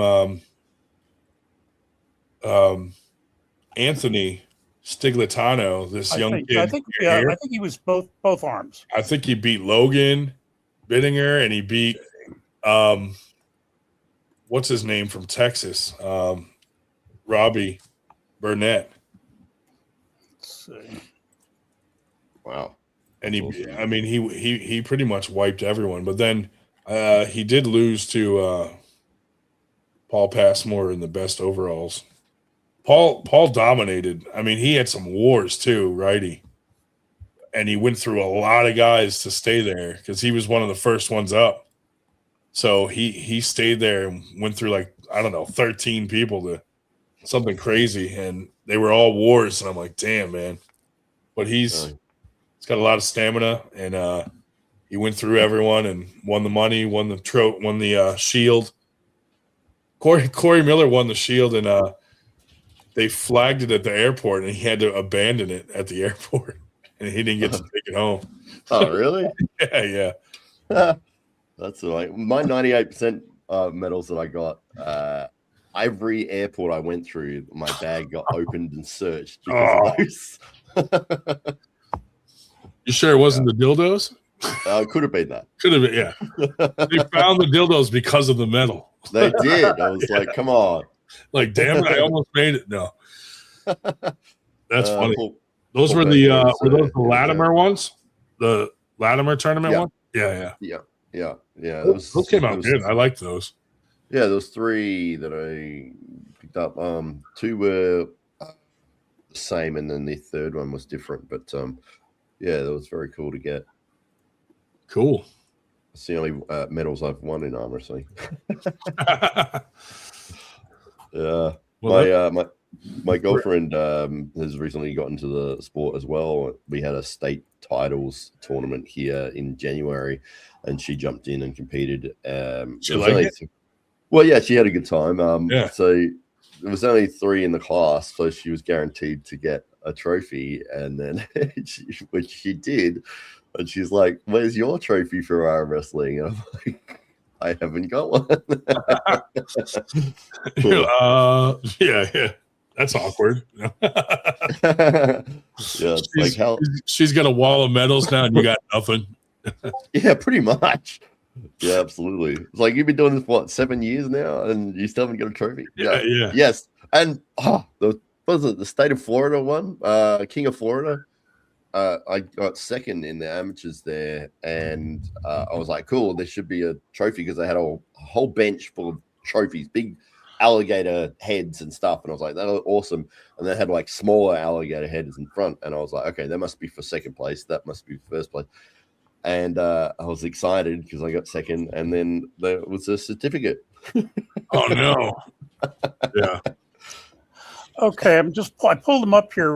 You're wanting supers. Yeah. Okay. Pro 243 plus right. There were 10 competitors in the class. First place was Anthony Ciclitano. Second, Logan Bittinger. Third, Eric Big Rig Denisovich. And fourth, Robbie Burnett for that. And then Pro 243 plus left, there were only 5 competitors, and it was Logan Bittinger was first, and Jonathan Waldvogel, if I'm pronouncing that correct, was second, and Joe Yaros was third. Very nice. Well, some of the name guys in North America that came along to Winter Blast, obviously Paul Passmore and Logan Bittinger and Eric Big Rig. Yeah, a lot of guys came from Texas, like Danny Gillian and Robbie Burnett, and a bunch of guys from there came, which was really cool to see. Our biggest class was 20. 20 in the class, and that was what, 198 right, I think, as I recall. Oh, you said Logan won righty. Yeah, once again, back to that. Pro. I just seen him pull that Fenton guy. No, Logan was second in Pro 243 plus right. Anthony was first. Yeah, Logan one left. My bad, says Paul. Brian's Logan's biggest fan.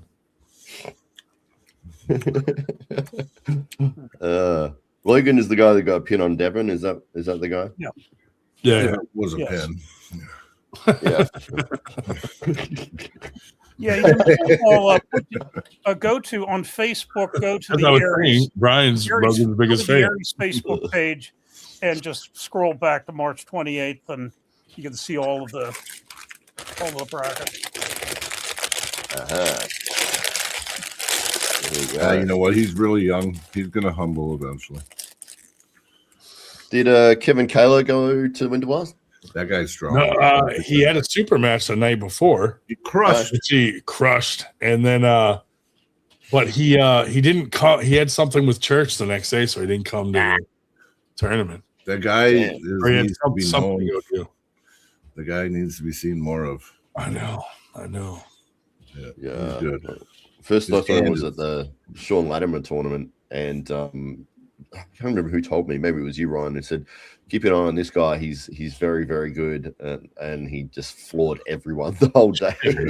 Yeah. His hand is just like crazy good. Yeah. Did you see?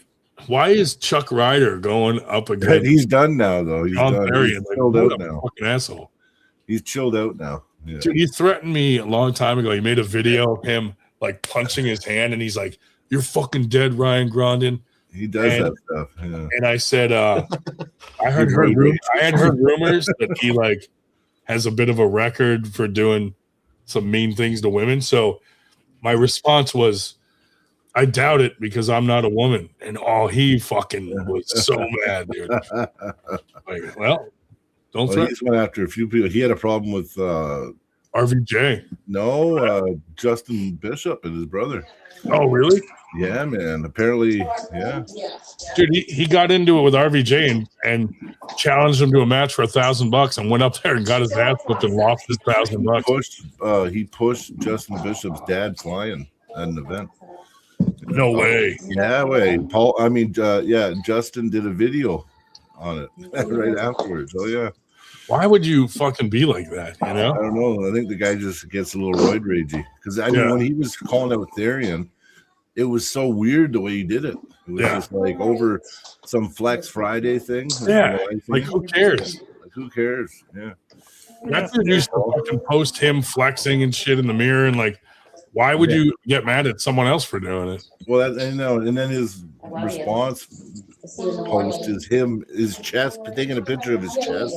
Yeah. I'm like, how is that any different than someone doing a Flex Friday? Like, yeah, I think he was just trying to be Not relevant. intimidating to post a picture of your bitch tits anyway. Yeah. I'm not his favorite person either. So when he was pitching at Therian, Therian said something about he only made $18 or whatever. I said, well, it's $18 more than Chuck Ryder got. Yeah, but now he's at like John tries to make a little extra money on Facebook. I mean, that's fine. Yeah. I'm subscribed. I pay $1.79 or $1.99 a month or something. Yeah. He's a good dude. I like him. I support like the arm wrestlers, man. Like especially when it's not a lot of money, right? When it's just a coffee in the morning. Or not even. It's like, why not, right? We were on the same team when he was in Pennsylvania, and he got pissed off at me for calling him out about something, and basically said, I was basically dead to him. We had a team match the next day against Old Line Arm Wreckers from the Baltimore area. Sure enough, he showed up and looked right through me. I was absolutely invisible. Here we're on the same team with a team match, and he's basically being a little bitch. The rage that you inspire in people, Dave. Yeah. He called what was it? Bryce Meadows. He called him a punk. Because he was. Oh yeah, that's his new thing. He's trying to fight Bryce Meadows now. He said if he ever sees him, he's gonna smack him. And I'm like, dude, come on. Yeah, but I'll be right back. My headphones aren't working. I gotta Hi, buddy. Oh. Yeah, ridiculous. It's like, why is everything in arm wrestling like we got to fight? Like, I think. Listen, Chuck. You know what it is he starts to not be relevant. And he just wants to be relevant, so he does some crazy ass shit. Yeah, and then at the end, I was just fucking around, man. I'm just joking. This is all a big joke. It's like, well, still, why even, And then you make fun of everybody else because we don't get the joke. When it's fucked up, you know what I mean? He's like, I thought people would have more sense of humor, and like the shit you were saying, I'm supposed to think is a joke. Like, you know what I mean? If you threaten someone, that doesn't seem like a joke to me. No. There's a whole slew of misdemeanors waiting for him if he ever comes back to Pennsylvania. Yeah. From going, Paul? basically wrecking his ex-girlfriend's house and tearing things apart. And he was a mess. Mr. Cruz is here. What's up, Ellis? Hey. How's everything going over in New York? Going good. I'm actually in PA right now. Oh. I'm at my son's house. Tear any more biceps or? No, I don't know what you're talking about. Well, it was a full distal tear, and he had surgery. Everything went good. Yeah. Not the way I wanted my match to go. No. I was excited about that match too, and I was like, "Oh, it's over already? Fuck." Yeah, I told him he's like, we could run this back. I'm like, dude, just get fixed first, bro. I was like, anytime, don't matter. You know, I wonder if he went in cold, if he warmed up or not. I always wonder about these little things, so I can, you know what I mean, just get an idea. I think he was warmed up because he had me text him like about 10-15 minutes before the match, and he was like, I'm warming up, so I want to time it just right. Oh. So I'm pretty sure he was warmed up, but you know, that was a shame. Yeah. Yeah. I was worried about that with these guys that like have to cut weight and stuff, because that's a lot of stress on your body, and so you know. That was kind of, you know, those positions, you know, when a guy's an inside puller like that too, like, you know, when their pronation gets rocked the way his was, and he's trying to fight against it, like, because you were all over him, Paul. So yeah, you know, like he kind of did it. Like you do it to yourself, really. It's not really. Yeah, when he was extended and lifted his shoulder, that's what it just. And it went boom. Yeah. Yeah, that's a shame.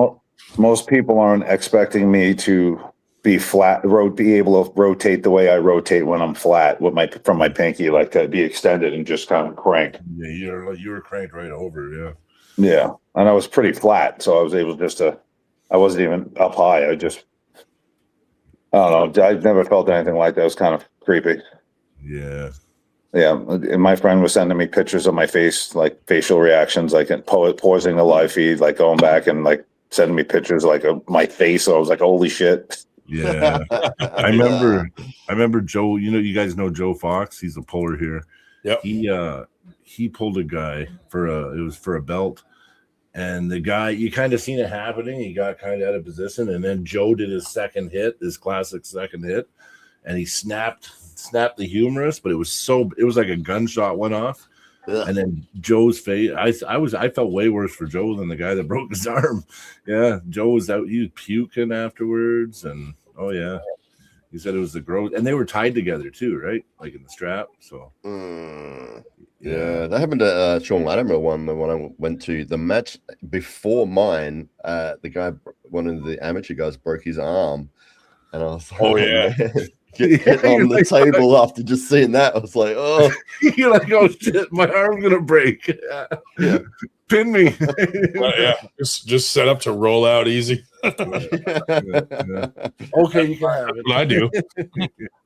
Yeah, a lot of people that go into the matches scared about arm breaks end up getting hurt because they're scared. Yeah. So they do something stupid. It's not natural. Yeah, I agree. I understand that Canningham's coming back nicely from his scare. Oh yeah, that's good. Dude, I can't believe arm wrestling. He was at fucking he's already at practice 2 days out. I'm like, dude, that's crazy. Yeah, I got to pull him. I think I pulled him lefty in Atlantic City. Yeah. How do you feel? I mean, he's strong. He's fast. Billy Ortega's in the house. Long. So Mr. Billy.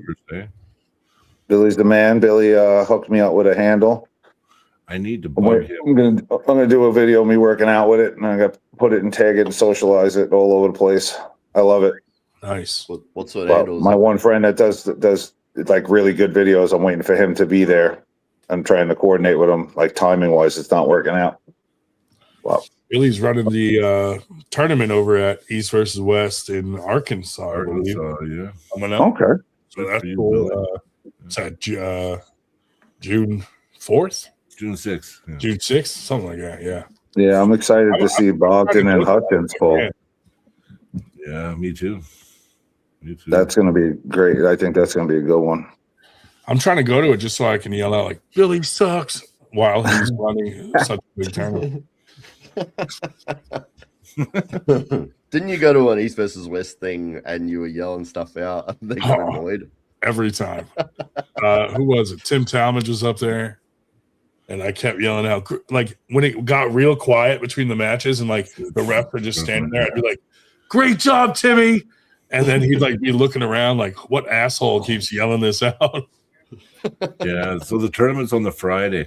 Yeah, that's weird because Jeremy was That's like, that's what they did last time. yeah, Tournament was on Friday. Finals was they added the final to the match the next day. yeah. 5th for the tournament and 6th for the East versus West 24. Nice. Yeah, I'm trying to see if I can make it work for my schedule to be there for that. Check it out. It's 1 week after my event. Oh, is it? I mean, technically I can go, but I wouldn't be able to compete. I don't think because I'm pulling Len Houghton on the. I don't think. Yeah. I think mine won't be ready in a week. Right. When is it? June 26th? June 6th. I think it's June 5th, 6th. the tournament. Yeah. Oh, it's the same day as my match with Saray. Oh, you're pulling Saray? Nice. Yeah. Is that going to be like a 242 weight? No, I told him he could be whatever he wants. Oh, okay. That's cool. He's lost a lot of weight, man. I said the same thing to Nathan. Yeah. Nathan texted me. He's like, "Oh, what's the weight cap?" I'm like, "Whatever you show up at." I said, "I'm showing up. I'm pulling 242s." Dude, and I don't care.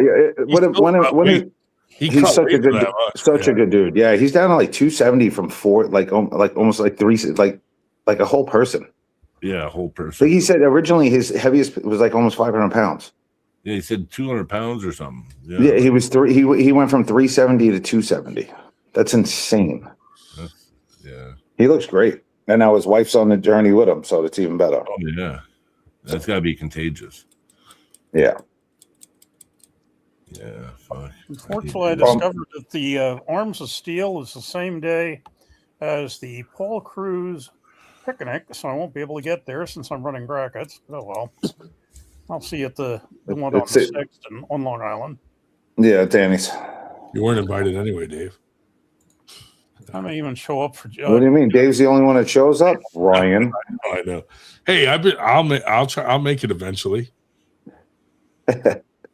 You invite all people that want to drown me in your pool. I mean, that's because it's everybody. Yeah, I know.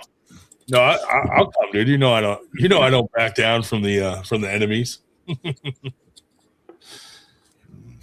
No, it should be a good time. I got to start getting that together. I just trying to get some sponsors because when is it? August 22nd. August. Oh, okay. Yeah, well, I got 22nd. I got time to. I'm pulling on the 22nd. Yeah. I made 242 for Texas State last year. Oh wow. Yeah, I'll be putting up another upcoming Who event. made 242s? No later than Monday. August will be on it, so that'll be going up. Who's Billy talking about? 42. I said my upcoming events list. I said I'm going to put up another one no later than Sunday or Monday, and I will include August and August on. Oh, Nathan McCowan. Oh, okay. Yeah, because you told him he could come in at any weight, and he still cut weight to be closer to your weight. Yeah, because most people would want to do, they don't want to come in. I was 30 pounds heavier. You know what I mean? Like, he's a good dude. Takes away. Yeah, I didn't. It didn't matter to me if he rolled up at 290. No, I know. But I mean, do you remember when Auden Larrett went against the biker guy, and on the night before they weighed in the same, and the next day, Auden was like Auden was like 40 pounds heavier. Yeah. It was ridiculous. Yeah, that's what the Whisper, Arm Wrestling Whisper when he pulled him. That's what demon retention will do for you. Haven't heard from him for a while. The Arm Wrestling Whisper, yeah. Went up. Hey, he's doing all kinds of different videos now. The Whisper. Oh, yeah. I don't follow him. He doesn't come up on my feed. He used to. Now he's doing like different kinds of content. Yeah, it must be. But I think he was doing good with his old content. Like some grip competition things. Oh. Like the Wolverine handle thing where you got to put the bars between your fingers and just try to like. Oh, yeah. Grip it from that. Yeah, that can't be as prosperous as what he was doing. No. Like, talking all sensual with his sunglasses on, pulling people. Yeah, I used to you go black screen so you only listen to his voice. Yeah. Hey, Max. Yeah. No. Like, yeah, just like that. Just keep the pressure. I used to put it on loop, so it was just his voice over and over saying, "Oh, you feel so strong." Yeah. Like, I'll listen to that. It took me a long time to even catch on to that shit. I was Yeah. watching him. I'm like, I don't know what this guy is. What makes this guy such a big deal? Yeah, I yeah. wasn't catching on. And then all of a sudden somebody told me, and I was listening, and I'm like, oh. Like, yeah. And then I just started funny. laughing. Yeah, but now every time I watch him, that's all I think, right? Like it's, You can't once you know it, you can't unknow it. you can't Yeah. unknow it. No, it's just fucking hilarious. Yeah, I haven't heard much about him.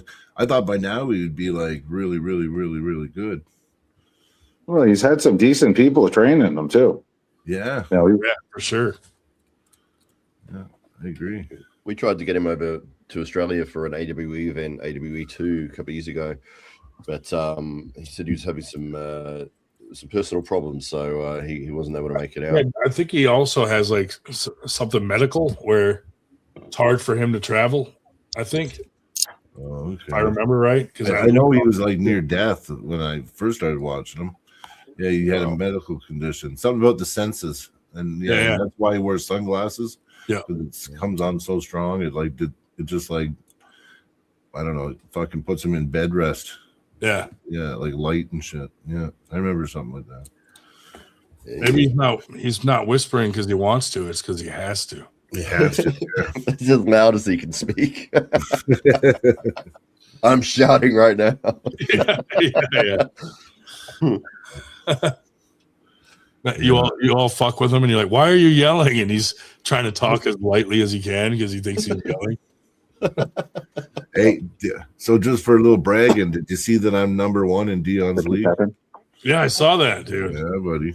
Hell yeah, Felt good to see number 1 in something. yeah.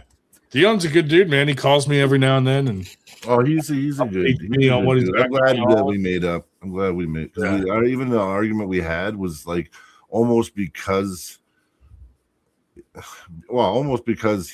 he thought so highly of me. I guess he got hurt by something I said. yeah, I'm glad that he actually just reached out and phoned me, because now we're like back to being good friends again. Because if you remember, that's why I was so blown away, right, back then. Because we were really good friends, right? So yeah. It always stings more when it's someone you like and you think you're buddies, and then something happens and you're like, man, I didn't expect that. Or, yeah.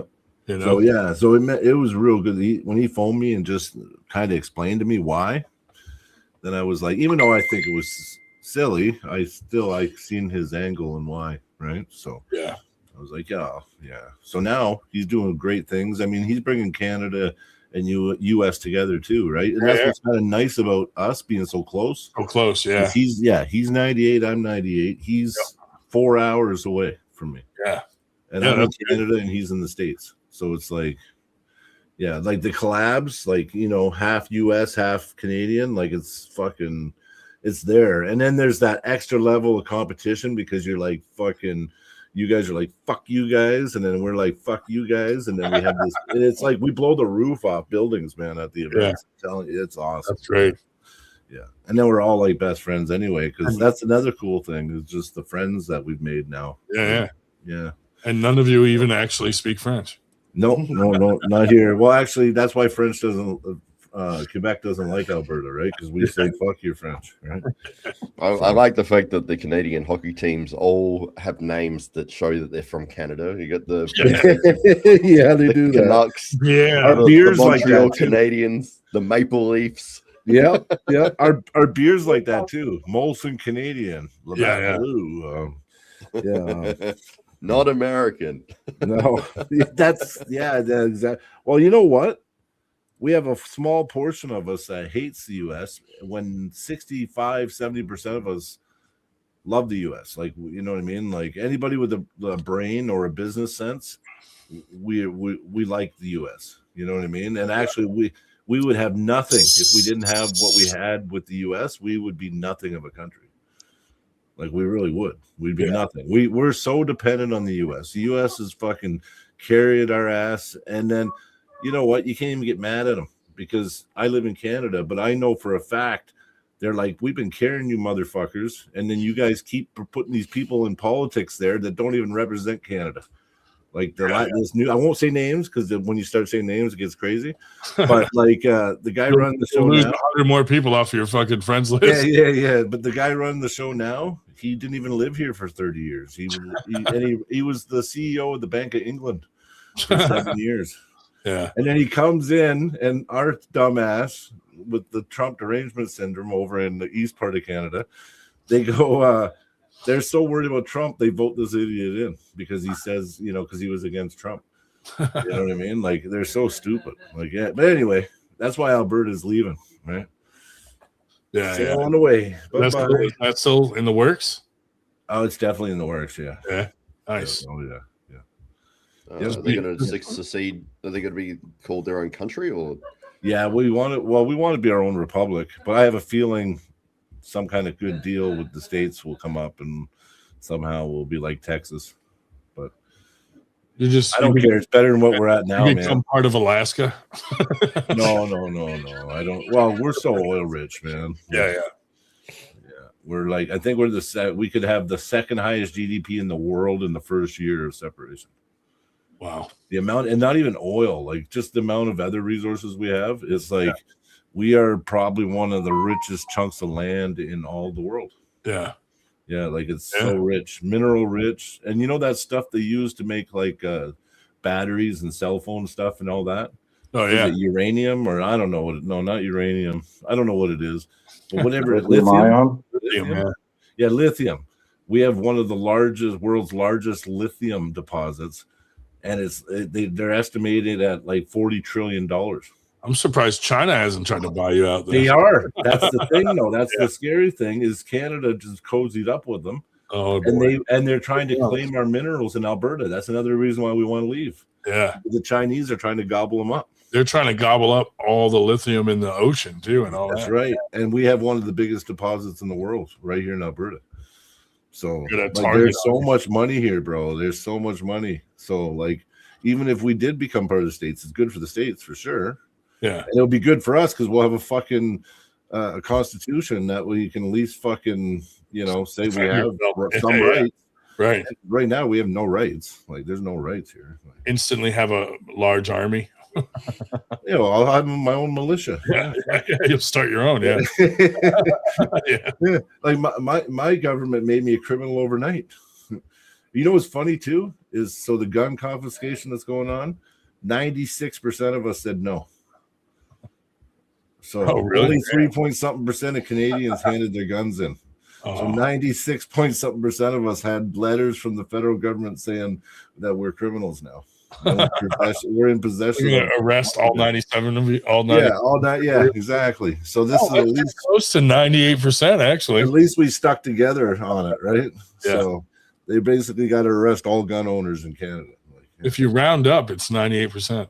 Yeah, 98%. Yeah, but yeah, it is. It's something like that, man. Yeah, we didn't. Yeah, so. And not only that, then they wanted our shit. So all my gun cabinets, right? I have everything locked away safely and everything. Yeah. But they wanted all of it, but there was no guarantee that I would actually get a redemption on my money. Fuck what I paid for them. They said that I'll be part of a buyback program with possibilities of severance for my surrendered firearms. Yeah, no thanks. Yeah. And and then one guy did it and put a video on YouTube. I don't know if it's still up. And they gave him like for a gun that he paid like $4,000 for. They gave him like $120.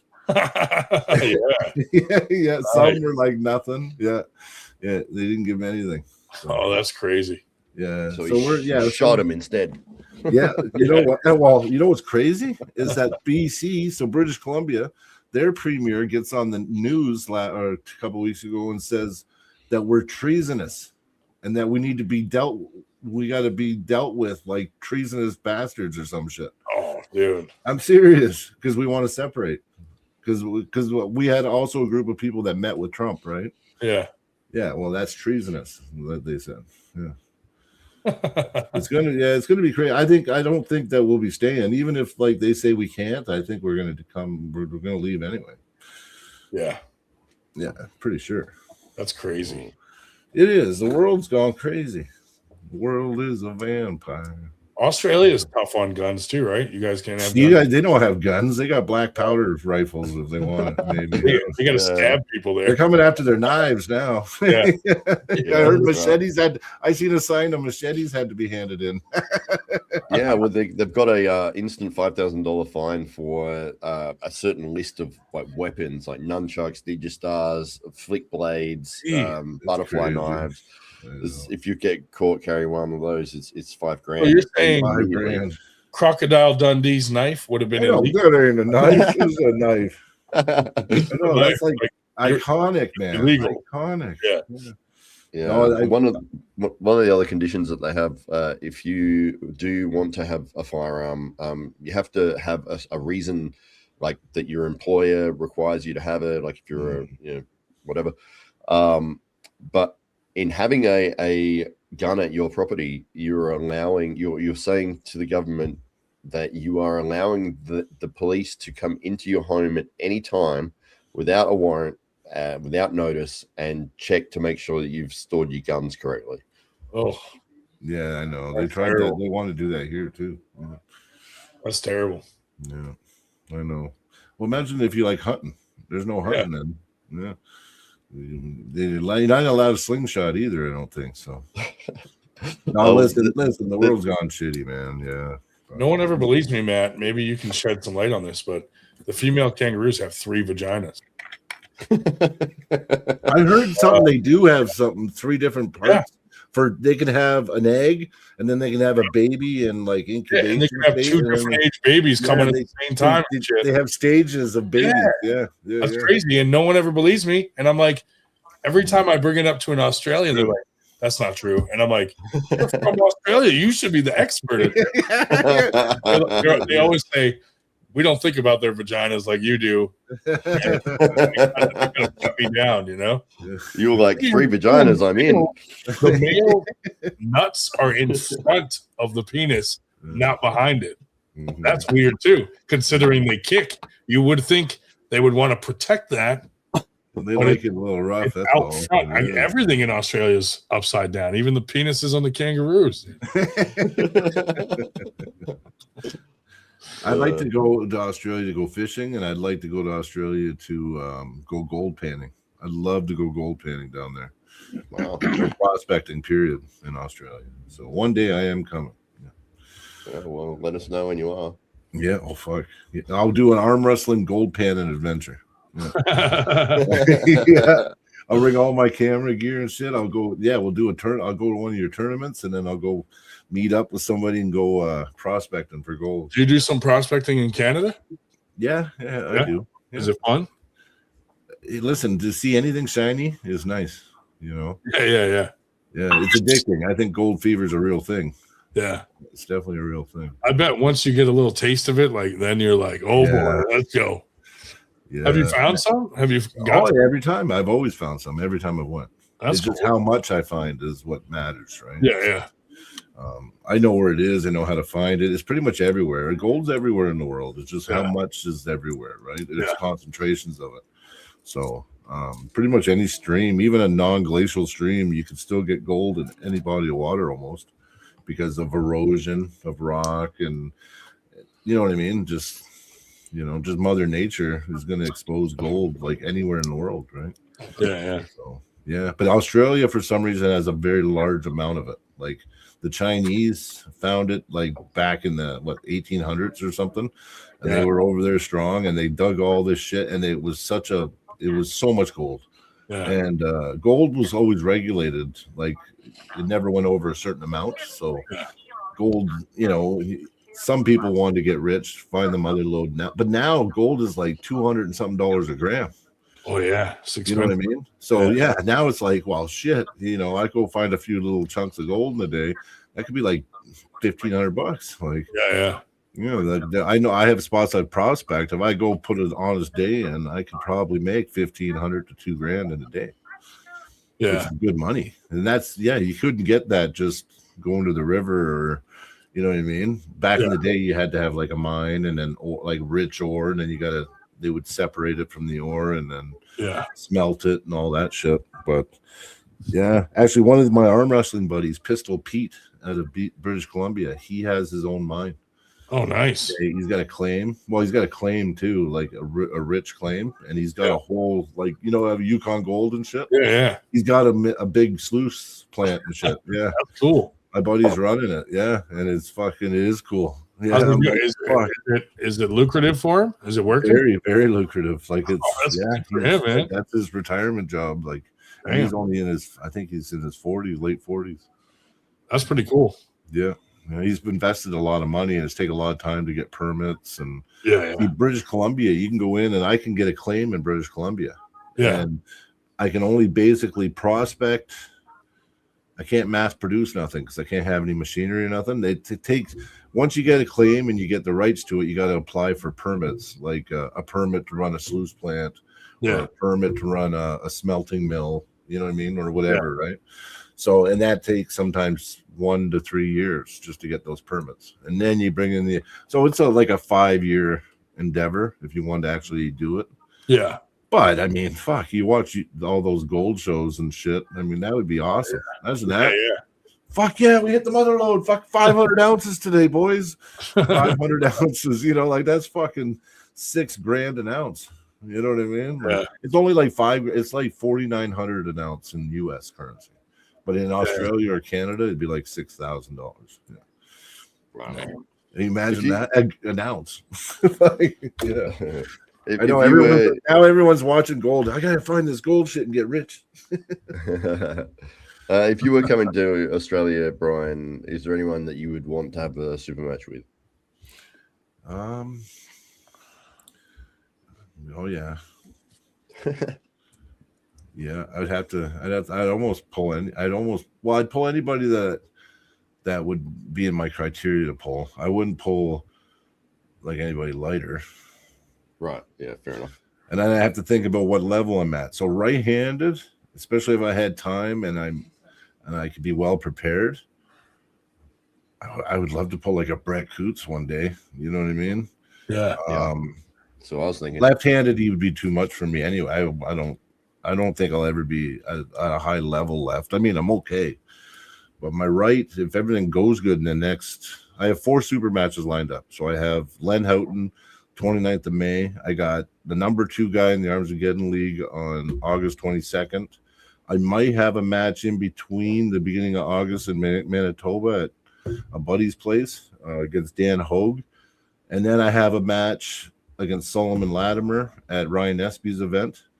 And then I got something I can't announce, but like it's a big one for in the winter. Nice. Yeah, but I can't say it. I said I wouldn't say nothing. But after that, though, I'm going to be at a peak, and I'll probably be at my highest level ever. So if I was to come down after that, I would almost take on. I'd try my luck at anyone. Yeah. It's a grudge. Weight? Fernandez. Well, I'm a super, right? And even Brett Coots is small, like weight-wise, but I know how good that guy is and how strong he is. So, and I don't know, he got hurt left or right. He hurt his right. It was a tear in the bicep, but he's pretty much 100% now. Oh, okay, that's good. Yeah. But yeah, he's a beast. Yeah. Other heavy guys. There's a lot of strong, heavy guys down there, man. Yeah. What about Lachlan Adair? Yeah, Lachlan's, I think, right-handed. I don't know. No, not anytime soon. Matawarangi Hetamoris from New Zealand. I like his. You know what? His style's good for me. If I can be strong enough statically, his style's good for me. But I would imagine press? My press is good. Yeah, because you're gonna need that with him. Yeah, exactly. To finish that King's move. That's what I'm saying. No one's actually beaten me in a King's move, like because I have such a quick transitional press. Like if I'm flowing to the pin pad and I get stopped, like you already know that I'm transitioned already. Like I actually wouldn't mind pulling him either. Just for fun.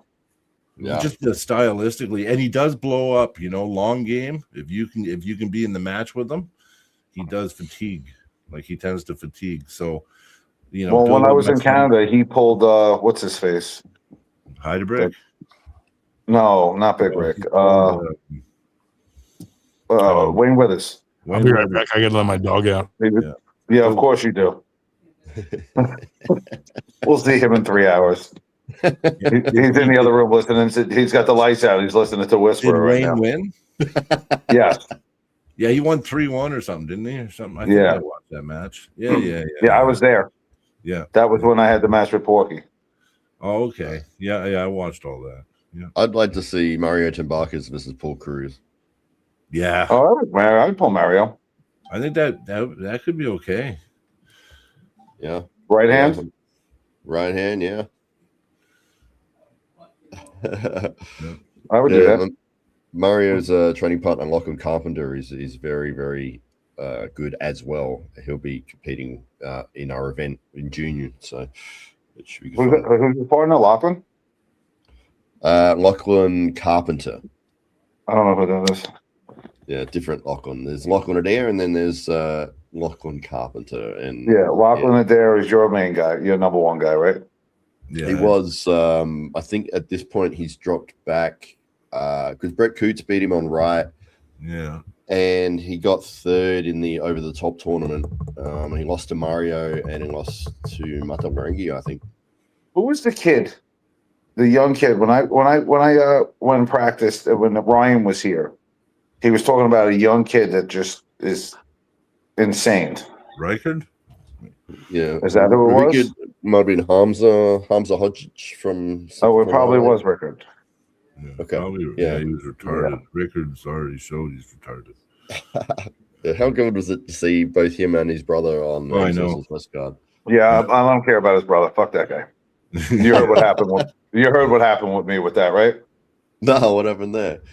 So East versus West in Atlantic City, they decided to take my final match and someone else's final match and let them pull each other instead of us having a final match for the prelims. They gave Ricard's brother the match and he lost to Pork Chop. It was my redemption from Mac was pulling Pork Chop in the States, and instead of me having my final match with him at the final, I pulled the second and yeah, that made no sense. I ended up pulling a third place guy for first place. I'm like, it was terrible. Stupid. It was stupid, man. Yeah. So I never got my redemption match. They owe you. They owe you one. Oh, it'll happen. Yeah. I'm not worried about it. I'm just waiting on the call. Let me know when. What would you do differently against Pork Chop? When? The next time you go against him. I would win. Or you would win. I wouldn't let him get so tight. I just got to keep him outside of his. You can't get behind his hand that fast. And you know, if there's a cheat now, get rid of it. What is he doing? Semen dust removal. Semen dust removal. I seen his semen dust spices the other day. I was like, oh, I thought he was walking his dog. There it is. Semen dust. Did you gonna start the line, Ryan? You know what? That looks like legit, man. Skincare. Looks more like hair products. Yeah, see, that would be funny, man. Imagine they start blowing up. Our new sponsors. You got all these sick fucks, hey? You got like cuck boys freaking buying your products because it says semen. He said tough boys. Well, do you watch the Johnny Bravo videos with Larry? That's been fucking. Oh, yeah.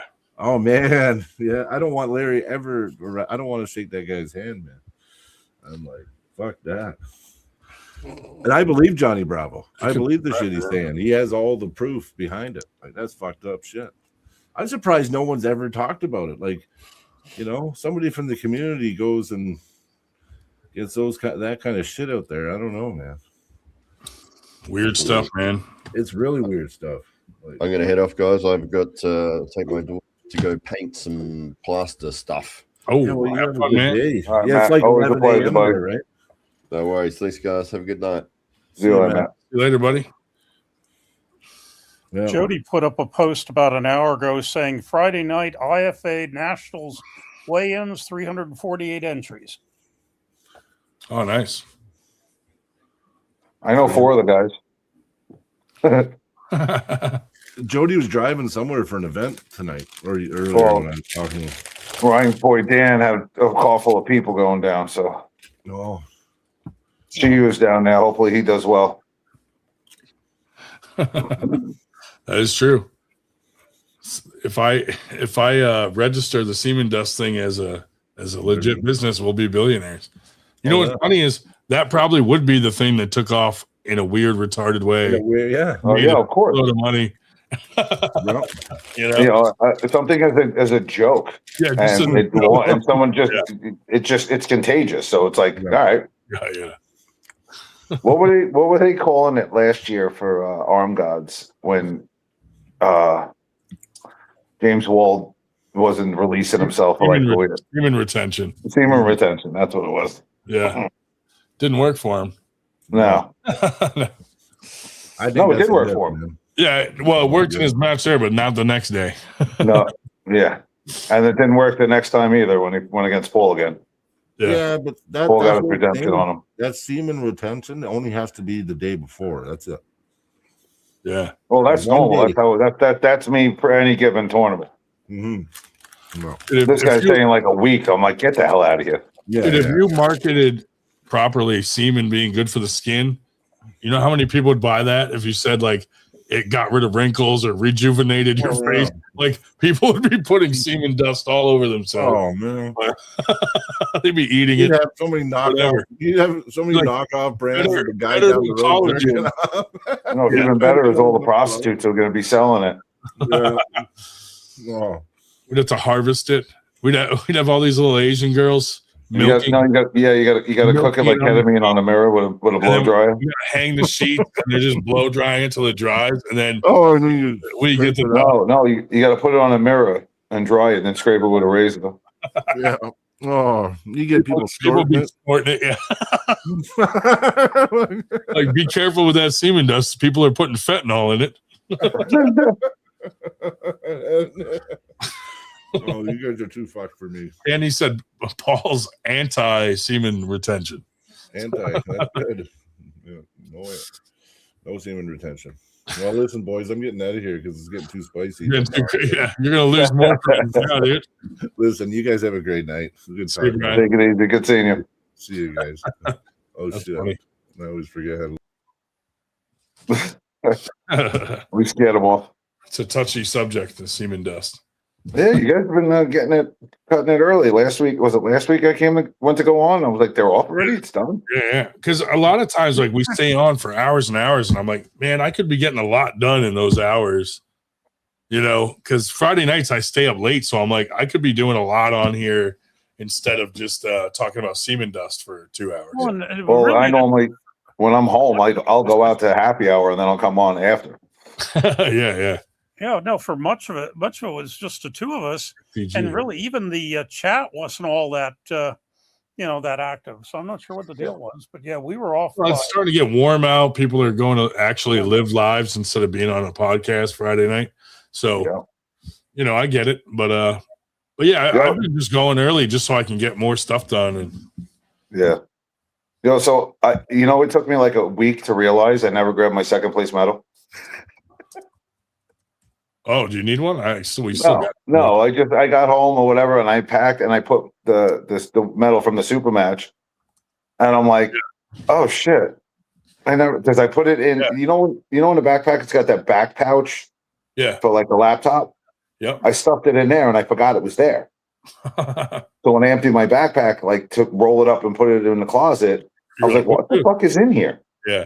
I was like, oh, it's the medal. I said, oh shit, I never grabbed my other one. Well, we got extras. Also, a few people forgot their dragons too, and I'm like, man, I would never forget dragon. No, I wanted to earn it. I was almost there. Paul made a great adjustment. Yeah. Well, if you come to either Antietam or VAL or both, bring it with you, and then I'll see him at Schwartz's thing on the 6th. I got my dragons were their first place medals. Yes, there were, Paul. So if you didn't grab your medals, I'll see if we got some leftovers. What's that, Dave? I said if you come to either Antietam or VAL or both, bring it with you, give it to me, and because I expect to see him at Schwartz's thing on the 6th of June. Oh, okay. Yeah. Well, that'll work. Second place? I'll be there. Yeah. And Paul Passmore, just let me know What was it? 2 first place? What was it? Let me know, and I'll look at what we got left, and I'll if I come down to Virginia, I'll bring them down with me. When is VAL? 16th of May. 16th, yeah. Oh, I think I'm going to go down. And I'm pulling Saray on June 6th, and I'm pulling Jason Vale the weekend before. yeah, Well, I'm going down to Antietam on the 6th. I may show up at Jason Vale as well. Okay, Paul. Yeah, that's at Buffalo Wild Wings in Farmingdale. Yeah, it's somewhat of a distance, but whatever. Yeah. We lost the UFC gym that we had it in for the past few years because the manager of the gym switched and he's not into it. Oh, that's what happened with us. You know that, I don't know. We had a good venue at PJ Wheelahands, and the guy, they got a new like a district manager, and he's not into it. And he's like, he tried to use the excuse. He goes, "Oh, well, the last event you guys threw, nobody drank or ate." And I'm like, that's bullshit, dude. Everybody was eating and drinking. We clearly saw them. Like, how can you sit there and say that nobody got food or drinks? Like, everybody did. Well, after our after hours with Mikey and us going to Miller's Ale House, we could probably host one there right around the corner from the hotel because we had the manager and we had the waitress and the waiters, arm wrestling. Yeah. Dude, at that PJ Wheelahands, all the waitresses jumped in the first time we threw a tournament there, and they were like settling disputes between the wait staff and shit. It was hilarious. We had a good time there. And then we had like 3 or 4 more events there. And then some new district manager comes in and he's like, "No, if you want to be here, we would need a minimum of $1,200 for you to be here." And I'm like, dude, no, that's not happening. So see you later. We're going to make your whole, we're going to sell your food. That's what when I said that to him, like, dude, you guys are making all the money off the food and alcohol, and we bring a lot of people all day there. And he goes, "Well, your last event, no one ate or drank." And I'm like, that's not true. I mean, I know for a fact I ate and drank. So I'm like, and I saw Ray Romanowski, his whole family came. They all ate there.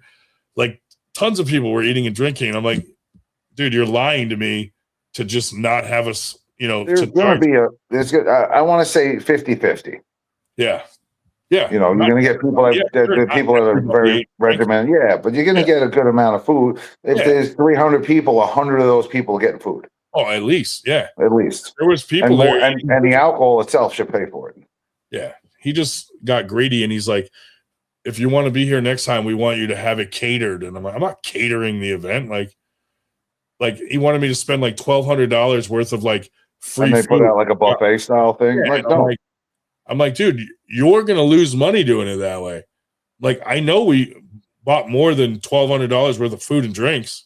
Yes, from people just eating and drinking there, because the last event, the manager was like, "Dude, we made over like $4,000 off your guys from drinking and eating." So I'm like, I know every time we're at least making more than $1,200. Yeah. So the guy just got greedy, I think, and I'm like, never mind. So you should have said, "Yeah, I'll give you the $1,200. Anything over that, you kick back to me." Yeah, that's what. Yeah, but he won't. The guy was a dickhead. So yeah, but of course he won't. Yeah, unfortunate, but it is what it is. That's it. So but we have other locations we like to use. So yeah. So what's going on in July? Keystones, maybe? I don't know. June 26th is Keystone. I can't make it. It's my grandson's first birthday. June 26th. All right. June 26th. My grandson's going to be a whole year old. So we have to do something on the 26th.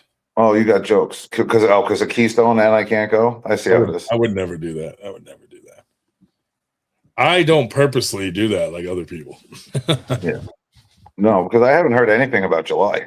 No. Well, July there is, of course, not if you're over in We'll Pennsylvania. probably do another New Jersey state championship at some point.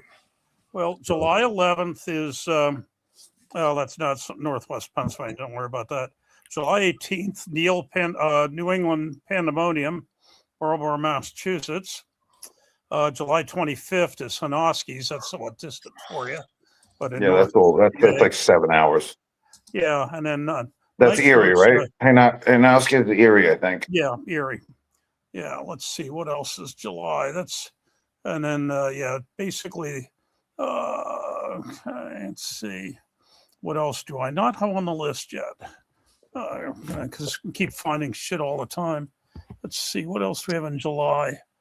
Those two, and let's see what else do I have here.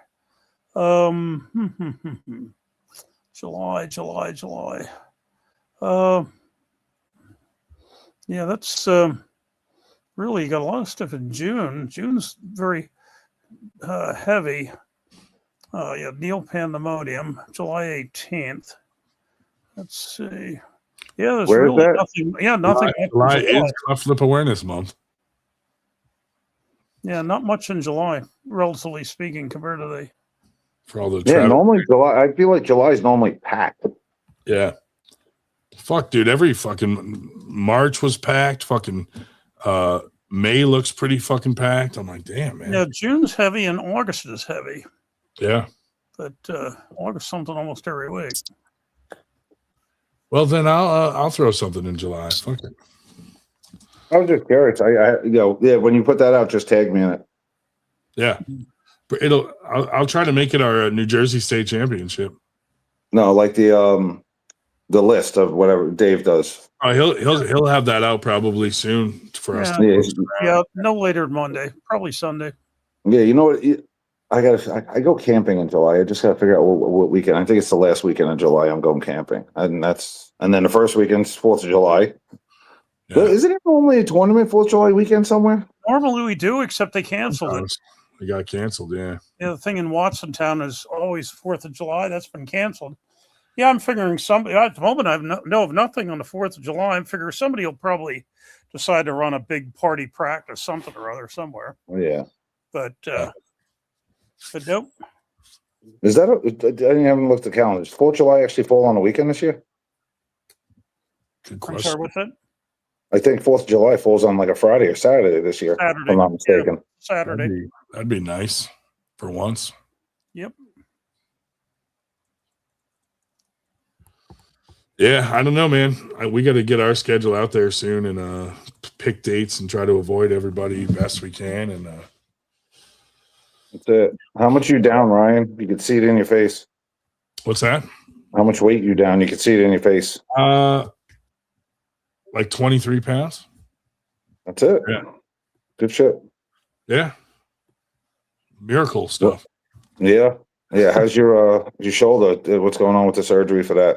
I still have a surgery coming, but now like my shoulder feels better, and I'm like, I don't want it now. Go do the surgery. The second you do something stupid, it's going to be worse. I know. Yeah. Are you scheduled already, or? First, they're making me go to this big state-ordered assessment of it because of the workman's comp thing, and I got to go do that. You could have been back to work already if they just would have gave you the second surgery. That's what I'm saying. I'm like, you guys wasted all this time and money by putting it off. That's insane what they do. Crazy, dude. Like with my job, waste of resources. When I partially tore my calf, I needed approval for surgery to do because I also had a torn meniscus that I hurt 2 years prior at work. So it was 2 work injuries, 1 out. I wanted to get it all taken care of together. And they pushed me off like 2 months. And then they're like, all right, you got to make this time up at the end when you're ready to retire, that I was out on comp for my time on the property, my percentage or whatever. And I'm like, you guys kept me out for 2 more months. I'm like, I shouldn't have to make that up because you guys did it. And they're like, oh yeah, you got to do that. Shitty. I'm like, so at 62, I got to stay for another, make up the time I should have been out plus an extra 2 months because you guys kept me out for 2 more extra months. Yeah, that's bullshit. Well, yeah. What's really weird is the surgeon had said that the rotator, it'll come back. It's he had some name for it, pseudo something or other, whatever the hell. And I mean, it is. I mean, at one time I could not raise my right arm over horizontal, or now almost always I can. Same here. Because everything around it starts to get stronger to make you get up frozen shoulder too. And you feel like I mean, I can always in close. I was always fine there, but I just could not reach out and even point and push a doorbell. Whatever. I just couldn't reach straight out. Where now I can. It's bizarre. Yeah. Anyway, how long have we been on here? 2.5 hours? Jesus. Yeah, last week, what were we on? An hour and a half or 2 hours at the most? Yeah. 2 hours. Yeah, I got home and I was like, all right, let me see who's on. And I'm like, nobody? It's over? Letting our fans down. Yeah, I mean, how long have you been doing this now, Ryan? 4 years, and we never missed a Friday. Yeah. Ever. Yeah. Yeah, even when you're away, somebody helps jumps on and does it. You know? Yeah, or we're doing some sort of live feed while we're there. Yeah. Or something. Yeah, you always something. We haven't missed a Friday in a really long time. Yeah, I remember when in 23 when I went to the Arnolds. That's when you and Dan were better. Yeah, he freaking got me on it, and it was at the Arnolds. We were like doing after pulling or whatever in the up in the freaking breezeway or whatever. And that's when I was like, oh, I'll jump on when I can. Yeah, that's cool. cool. The thing with Jason Vale, I'd have to be there by a certain time, and it's farther out. Where with Dan's thing, since I'm not competing, I just if I'm show up whenever you want. Long Island Expressway sucks. It's like, so what? But I might miss something, but I don't have to be there. And he's closer in. Yeah. Well, he's farther than the Buffalo Wild Wings. Oh, he is? Yeah. Oh, I thought I thought Farmingdale was out farther. No, he's 51. Farmingdale's 49. It's not much farther. It's a couple exits. Huh. But it's right around the same distance. Yeah. All I know is it's an hour shorter coming home than getting there. No, I'll tell you right now, just getting off the island sucked my asshole. I left it. My wife worked till she got home like 4:15, 4:30, and then we left at like, did a couple things and then left at like 5 o'clock. So it was like terrible. Yeah. Mm-hmm. And then I got here probably half hour before I jumped on. Jeez. Well, as per usual, we're our usual. If you're still around Sunday, you're welcome. Yeah, no, I have a communion Sunday. That's why I'm here. Any excuse to see my grandson anyway. Don't need one. Anytime I can, I do it. That's cool. But it was a lot nicer when I could just go downstairs and see him. Grandpa Cruz. Yeah.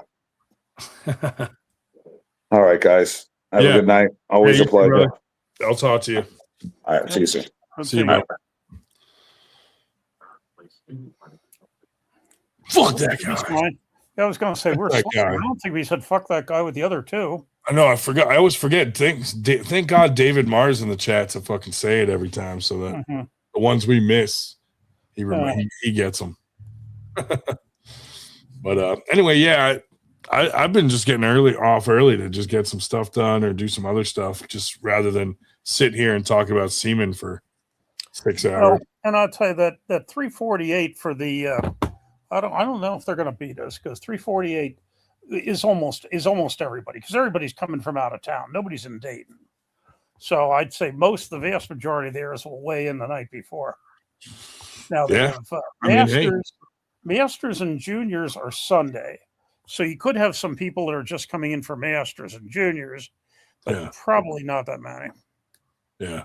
Well, and hey, if they do, if they do beat us, we have something to work hard for. I don't think they're gonna see that in Pittsburgh. No.